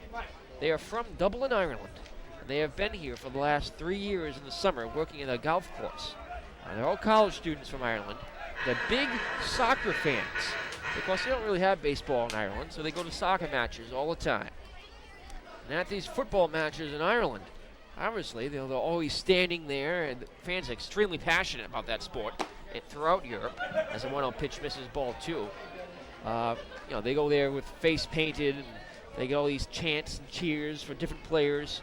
They've adapted that to baseball, and beginning 2 summers ago, and continuing now into this 3rd season of their time here in Newport in the summer, these Irish fans come here, do not sit the entire game, and cheer every pitch. The pitch, swinging a line drive to left field. That's going to drop in for a base hit. It'll score 1 run. Rounding second being way home. Home is Smalley. The throw to the play in. He got him. No, he's in time. The throw is dropped.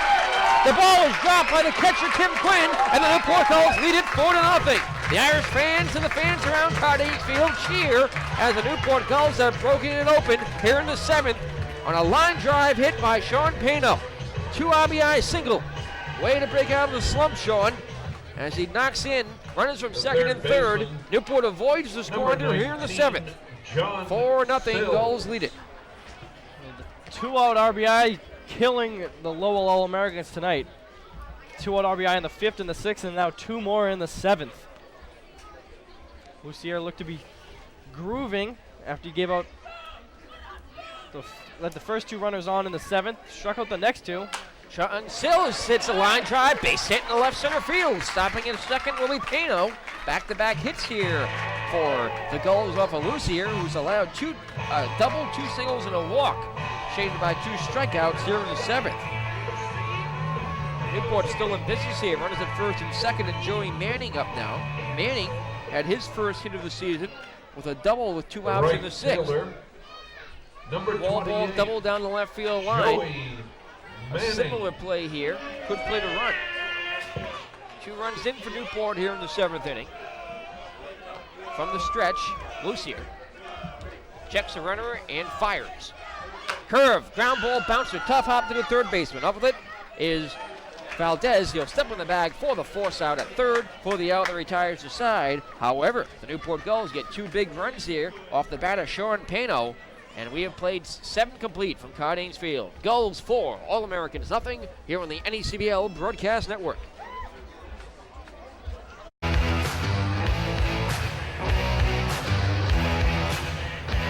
Tag the Gully underway here at Cardines Field. The famous tradition been going on since the Gulls moved to Newport in 2001. All the young fans line up on the third base line, run out to center field, tag the mascot Gully, and the first fan back wins a prize of tickets or free merchandise. About 100 kids or so, all under the certain height, of course, out there, sprinting into center field to tag the Gully, a fan favorite here between the 7th and 8th innings at Cardines Field. We go to the 8th inning. Lowell All-Americans trail this game 4-0 as the Newport Gulls played a couple of runs in the top half of the inning. Nick Lima joined by Sal Cardi here on the NECBL Broadcast Network. For the Lowell All-Americans, it'll be 5, 6, and 7 due up to face Dan Corrigan out for a second inning of relief. Gulls may not have many other pitchers available here. As we mentioned earlier in the broadcast, Newport only has 15 players active and in uniform here tonight. So many players still waiting on academic questions, waiting on the playoffs, waiting on the first-year player draft, which begins tomorrow, or on other facets as well. Highly touted draft pick Strasburg awaiting that one as well. First pitch is swung on, hit high in the air to shallow right field. Oncoming the right fielder, reaching up for it is Joey Manning. He makes the catch for the inning's first out. 1 pitch, 1 out here for Riccardi.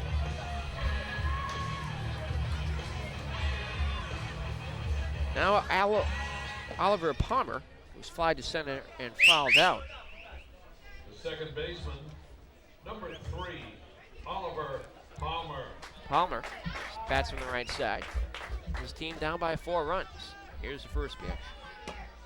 And therefore strike. So the Gulls, who came into this ball game leading the NECBL as a team ERA at 0.69, that's going to drop even further if you can believe it. Things stay as they are. The pitch swung on, a ground ball base hit right side. Palmer's on for the first time tonight with a 1-out single. Palmer going with that pitch. Nice piece of hitting. Just takes that pitch on the outer half of the plate and slips it through that hole between the first and second baseman. So I was talking about the Irish fans the last inning before Sean Pano interrupted us with his 2 RBI single. Those Irish fans literally have a rhymed song that they sing for every single uniform Gulls player and even the coaches. As David Gustafson stands in here, he's 0 for 2, pair of groundouts. Corrigan sets and fires.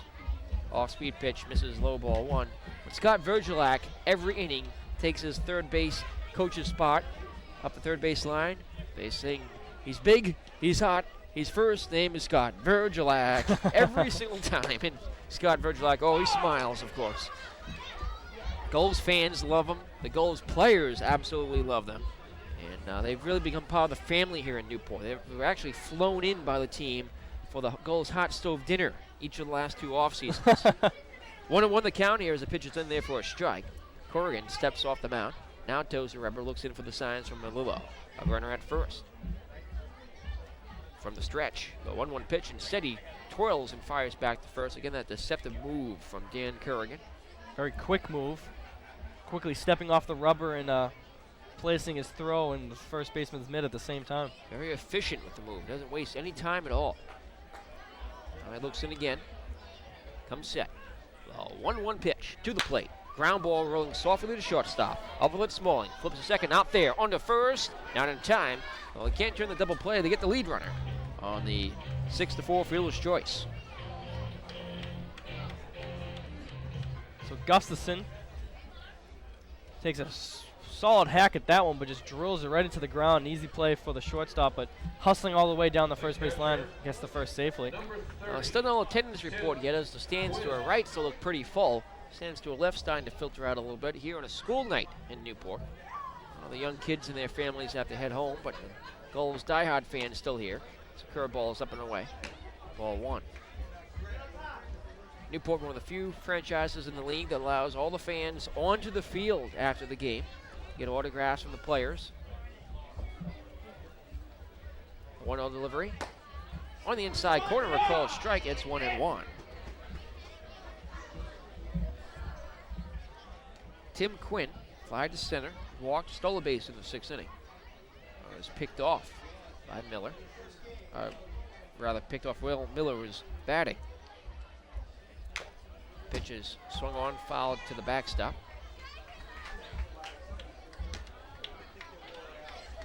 A ball and 2 strikes. And 2 outs here with the runner at first. 4-0 Newport Gulls lead the All-Americans. The first of 6 meetings this season. Corrigan sets and deals. High for ball 2. These two teams will meet again. As I mentioned, 5 more times. Next time will be in Lowell. Stockloser Alumni Field on June 14th. Just under a week away. Lowell will make the trip again here to Cardines Field on the 26th. Newport will partake in Lowell's home opener next next Sunday. As the pitcher swung on and looped in the left field. That's going to drop in for a base hit. Gustafson has to stop at second. 2 hits off of Dan Corrigan here. Put runners at first and second. The tying run comes to the on-deck circle now. And the number 9 man in the lineup, Dan Godefroy. So the All-Americans held to only 1 hit until this inning, and they've collected 2 now. It's been a theme so far in the early going this season. Batters really getting off to a slow start in games. Really erupted in the Sanford game. Collected 8 hits on 4 runs. Looks like we're going to see a pinch hitter here. Is that Riley Reynolds? Nope. Ladies and gentlemen, it is Charlie Pagliarulo. Pagliarulo. Say that 5 times fast. I think it's physically impossible. Pagliarulo. One more time for me. Pagliarulo. Pagliarulo. I don't know if my Rhode Island accent can handle it. Charlie picked up right before the season started. Was playing for a Medford All-Star team, a Medford, Massachusetts team. They were really just an inner city team based up of teams all around Boston until he got the call by the Lowell All-Americans. This will be Pagliarulo's second plate appearance of the season. He's 0 for 1. Swings in the first pitch, hits a drive down the right field line. Converging 3 Newport Gulls players, and Greg Garcia coming in from second base to make the catch around Joey Manning and Ian Tompkins for the out that retires the side. So Pagliarulo sees 1 pitch, and the final out is recorded. The All-Americans straight up here in the 8th with through 7.5 from Cardines Field. Newport Gulls 4, All-Americans nothing here on the NECBL Broadcast Network. And it is now time for the 15th.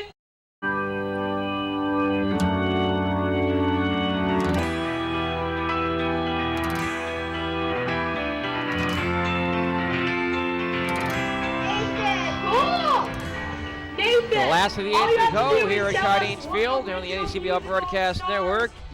Looks like a new pitcher for the All-Americans, Sal. Yep, Brian Lee returning for the All-Americans for a second season. The junior out of UMass Amherst. So far on the year, he has 1 appearance and 1.2 1 2/3 innings pitch, only giving up 1 hit, a walk, and a strikeout so far in this young season. So Lee coming here, trying to retire Kaminsky, Stone, and Garcia. The 8-9-1 batters due up here for the Newport Gulls.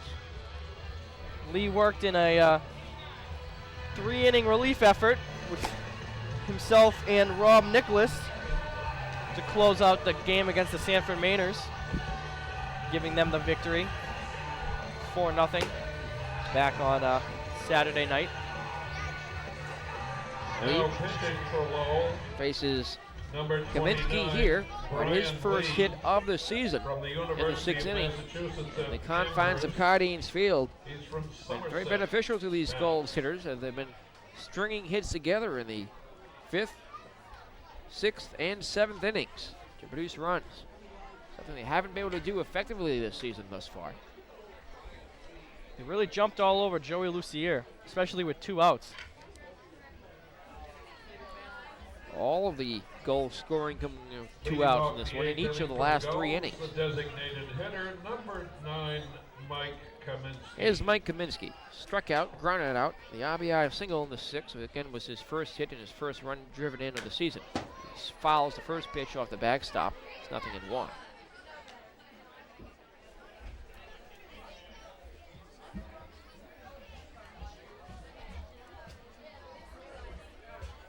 Still waiting on that official attendance report, but it should be over 1,000 fans, if not more.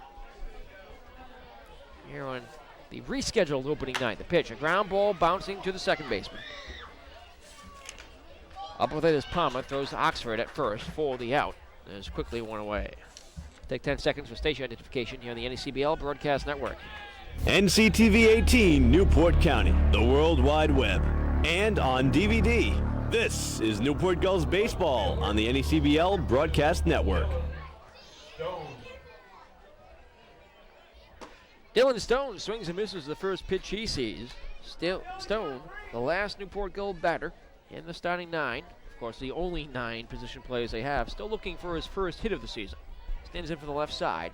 The 0-1, grounded up the third base line, foul. Stone's 0 for 3, grounded out to third. Fly to left and struck out. 8 strikeouts in the night for All-American pitching. We do have a new left fielder. Nicholas won in the game after Pagliarulo hit. Next pitch is low. Ball 1, 1-2 the count to Dylan. Pagliarulo, who pinch hit for Godefroy last inning. Now patrolling left is Rob Nicholas. Rob Nicholas out there. Along with the new pitcher, Brian Lee. Comes set at the belt and fires. Strike 3 called on the outside corner at the knees. Dylan Stone retreats to the dugout. 2 down. Now we'll see Greg Garcia. Singled, scored the first run of the ball game in the 5th inning. Struck out in the 3rd, fly to center in the 1st inning. He walked in the 7th. Started another Newport Gulls rally. He's crossed the plate twice already. Squares for a bunt and takes a fastball inside corner, actually inside for ball 1 as he twists out of the way. The official line on Lucier was 2 innings pitched, 3 runs on 5 hits, no strikeouts and a walk. From the stretch, Lee's pitch. Comes inside and hits him. Hits him where he carries his wallet.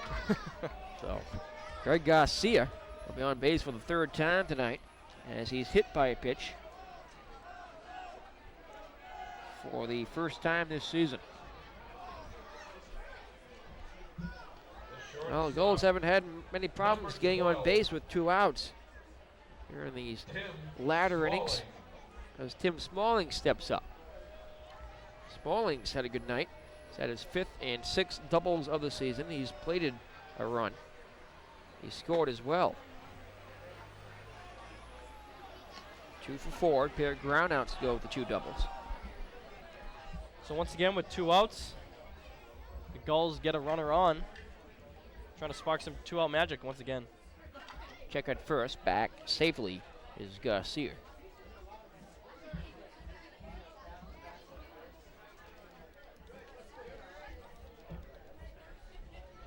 Next delivery, swung on a ground ball to third.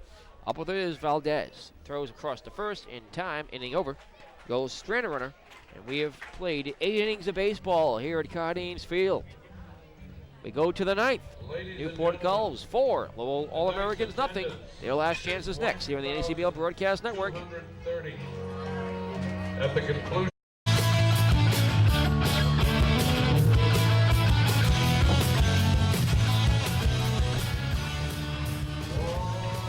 We go to the 9th here at Cardines Field. As we do have an official attendance report in this one. 1,230, 1,230, the announced attendance here tonight. As Newport Gulls have David Kay coming out to close this one out here in the 9th. It is not a save situation. Kay started the first game of the season for Newport up in Manchester. Did pick up the loss, though. Pitched very effectively in that game back on June 4th. Kay, who pitched the first 5 innings, allowed just 1 run, did walk 6, but only gave up 1 hit, or rather, gave up 2 hits in Manchester. First, it's 1-1 the count here on Matt Miller, leadoff batter for the All-Americans here in the 9th. Next pitch from Kay is in there for a strike. David Kay works very quickly, sometimes too quickly for broadcasters to catch up. 1-2 the count as he gets the signs from Melillo. He winds, kicks, and deals. 1-2 pitch, swung on, lifted high in the air to left field. Going over is Dylan Stone. He has the beat on it, makes the catch, and there's 1 out here in the 9th. 4-0, Newport Gulls lead the Lowell All-Americans. Stay tuned after the game for our Newport Gulls post-game report. We'll have stats, standings, and much more, including our regular feature, the Newport Gulls Player of the Game interview.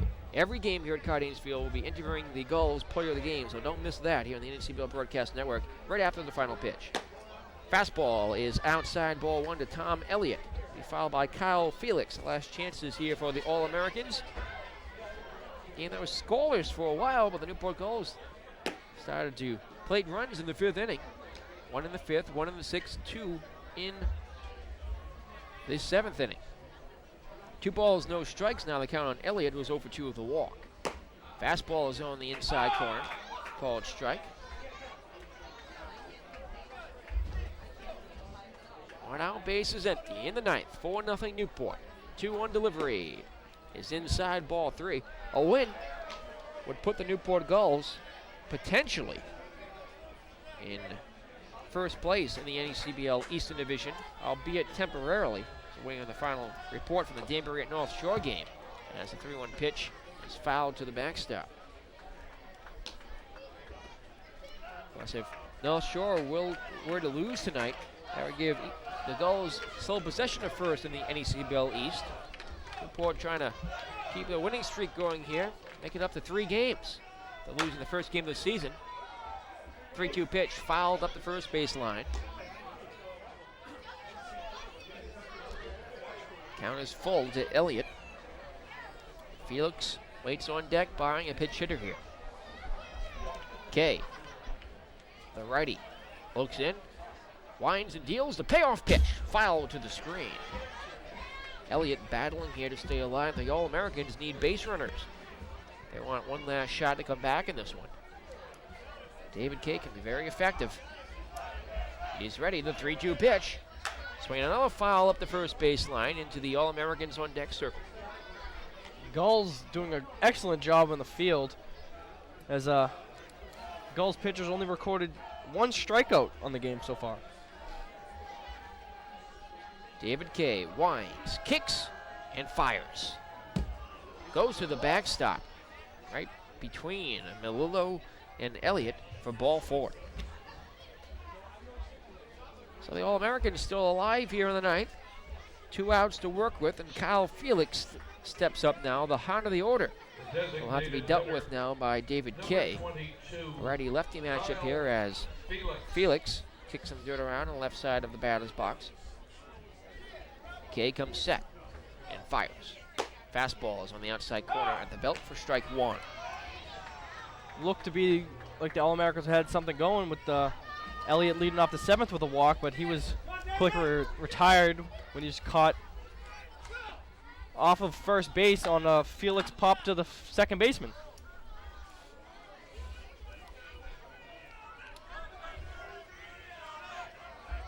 Next pitch, swung on, popped up left side, giving chase is John Sills. He might have a beat, and he makes the catch right at the edge of the wall.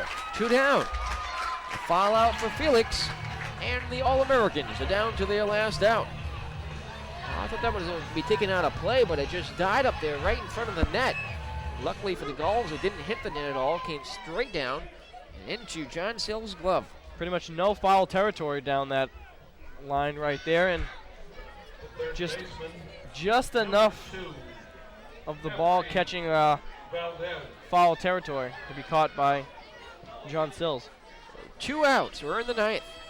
A runner at first for the All-Americans. Newport Gulls lead it 4-0. David Kay comes to the set. Here's the pitch to Efrey Valdez. Swung on, popped up down the right field line. Ian Tompkins giving chase in front of the dugout. He makes the catch in foul territory, and this one's over. The Newport Gulls extend their winning streak to 3 games and win their home opener here at Cardines Field by a final score of 4-0. The Gulls, for the moment, are in first place in the NECBL Eastern Division, awaiting the results of the North Shore Danbury game, but can rejoice now in taking their first victory of the season at home, defeating the Lowell Americans 4-0.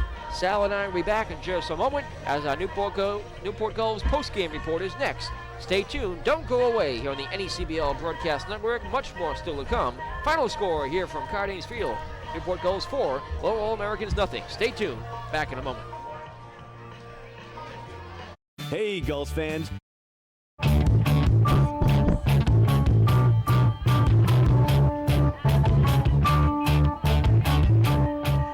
welcome back here at Cardines Field here in Newport, Rhode Island. Totals for tonight's ball game. For the Lowell All-Americans, no runs on 3 hits, 2 errors, 4 left on base. For the Newport Gulls, 4 runs on 8 hits, 0 errors, and they left 10. The game took 2 hours and 25 minutes to play. It was watched by a crowd of 1,230 fans here at Cardines Field here on opening night, the Newport Gulls home opener. The Newport Gulls do improve to 3-1 on this young season. The Lowell All-Americans fall to 1-2. The winning pitcher was Matt Branham. 6 innings of work, allowed just 1 hit, no runs, 2 walks, and 1 strikeout. The loss will go to Ted Haley. 5 innings of work, 3 hits, 1 unearned run, 3 walks, and 5 strikeouts. No save in this one as the Newport Gulls defeat the Lowell All-Americans 4-0. Sal? Well, it seemed to me that the lack of hitting caught up to the All-Americans once again, as it did in the North Shore Navigators game. I felt that the pitching was solid, other than a little spot back in the 6th and 7th when Joey Lucia ran into some 2-out problems when he was unable to record that final out. He gave up 1 run in the 6th and 2 runs in the 7th, but other than that, altogether the Lowell All-Americans pitching staff, 9 strikeouts, only gave up 4 runs. It's just it's going to have to take the offense to catch up and give their pitching staff some offense behind them. So where do the Lowell All-Americans head next?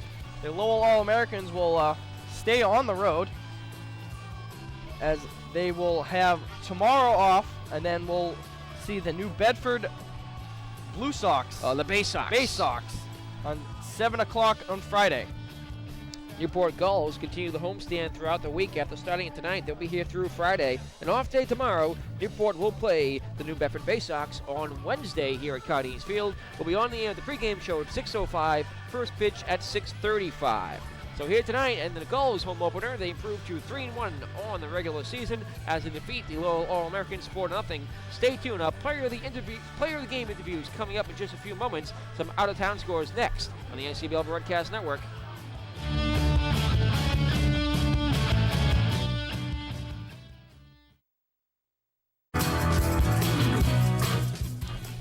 And back here at Cardines Field in Newport, Rhode Island, some out-of-town scores. Just a wrap-up of other action around the league At last check, Sanford Mainers leading the Manchester Silkworms 4-2. That was after 4 innings there, so I haven't had a report out of Sanford in a while.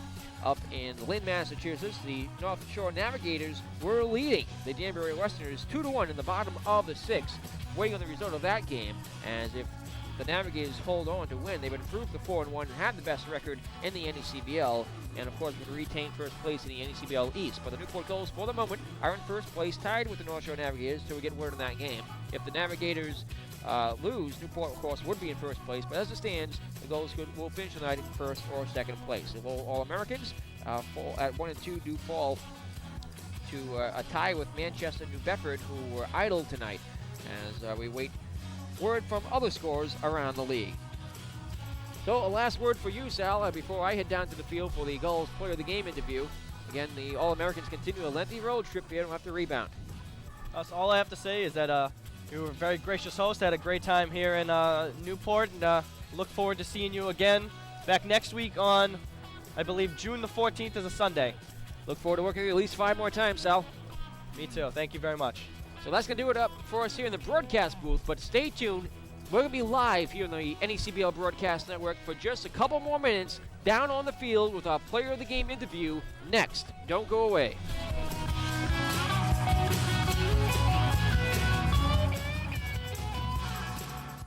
And welcome back here at Cardines Field here in Newport, Rhode Island. Now time for our Newport Gulls postgame report. I'm joined by our Newport Gulls Player of the Game, Matt Brennan. Matt, how you doing? Pretty good. Picked up the win tonight here, 6 strong innings coming out there firing against those All-Americans. Yeah, we played well as a team. We got some big hits and scored some runs and just put us in a good position to win the ball game. 3 straight wins now for the Gulls since you've joined the team. As when I met you before that bus ride a couple days ago before we went up to Lynn, pitched a couple innings actually of relief in that ball game. So you're still ready to go for tonight? Yeah, I was a little sore. Hadn't thrown in a while, but worked out and located my pitches and went up win the game. Now, despite having only 15 players on the roster, the Gulls have been still pulling off victories here. Who do you give the credit to for that? The coach has done a good job with getting all the pitchers, good amount of rest for the amount of guys we got, and I think the whole team, we've done a good job with working with what we got until we get some more guys here to help us out. Where are you from, Matt? Columbia, South Carolina. Is this your first trip to the Northeast? Yeah, it is. I came up. I played in New York Collegiate League last summer, but it's my first time to Rhode Island.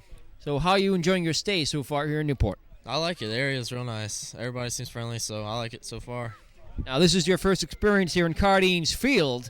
Very interesting ballpark. A lot of interesting facets about this place. Very unique to it.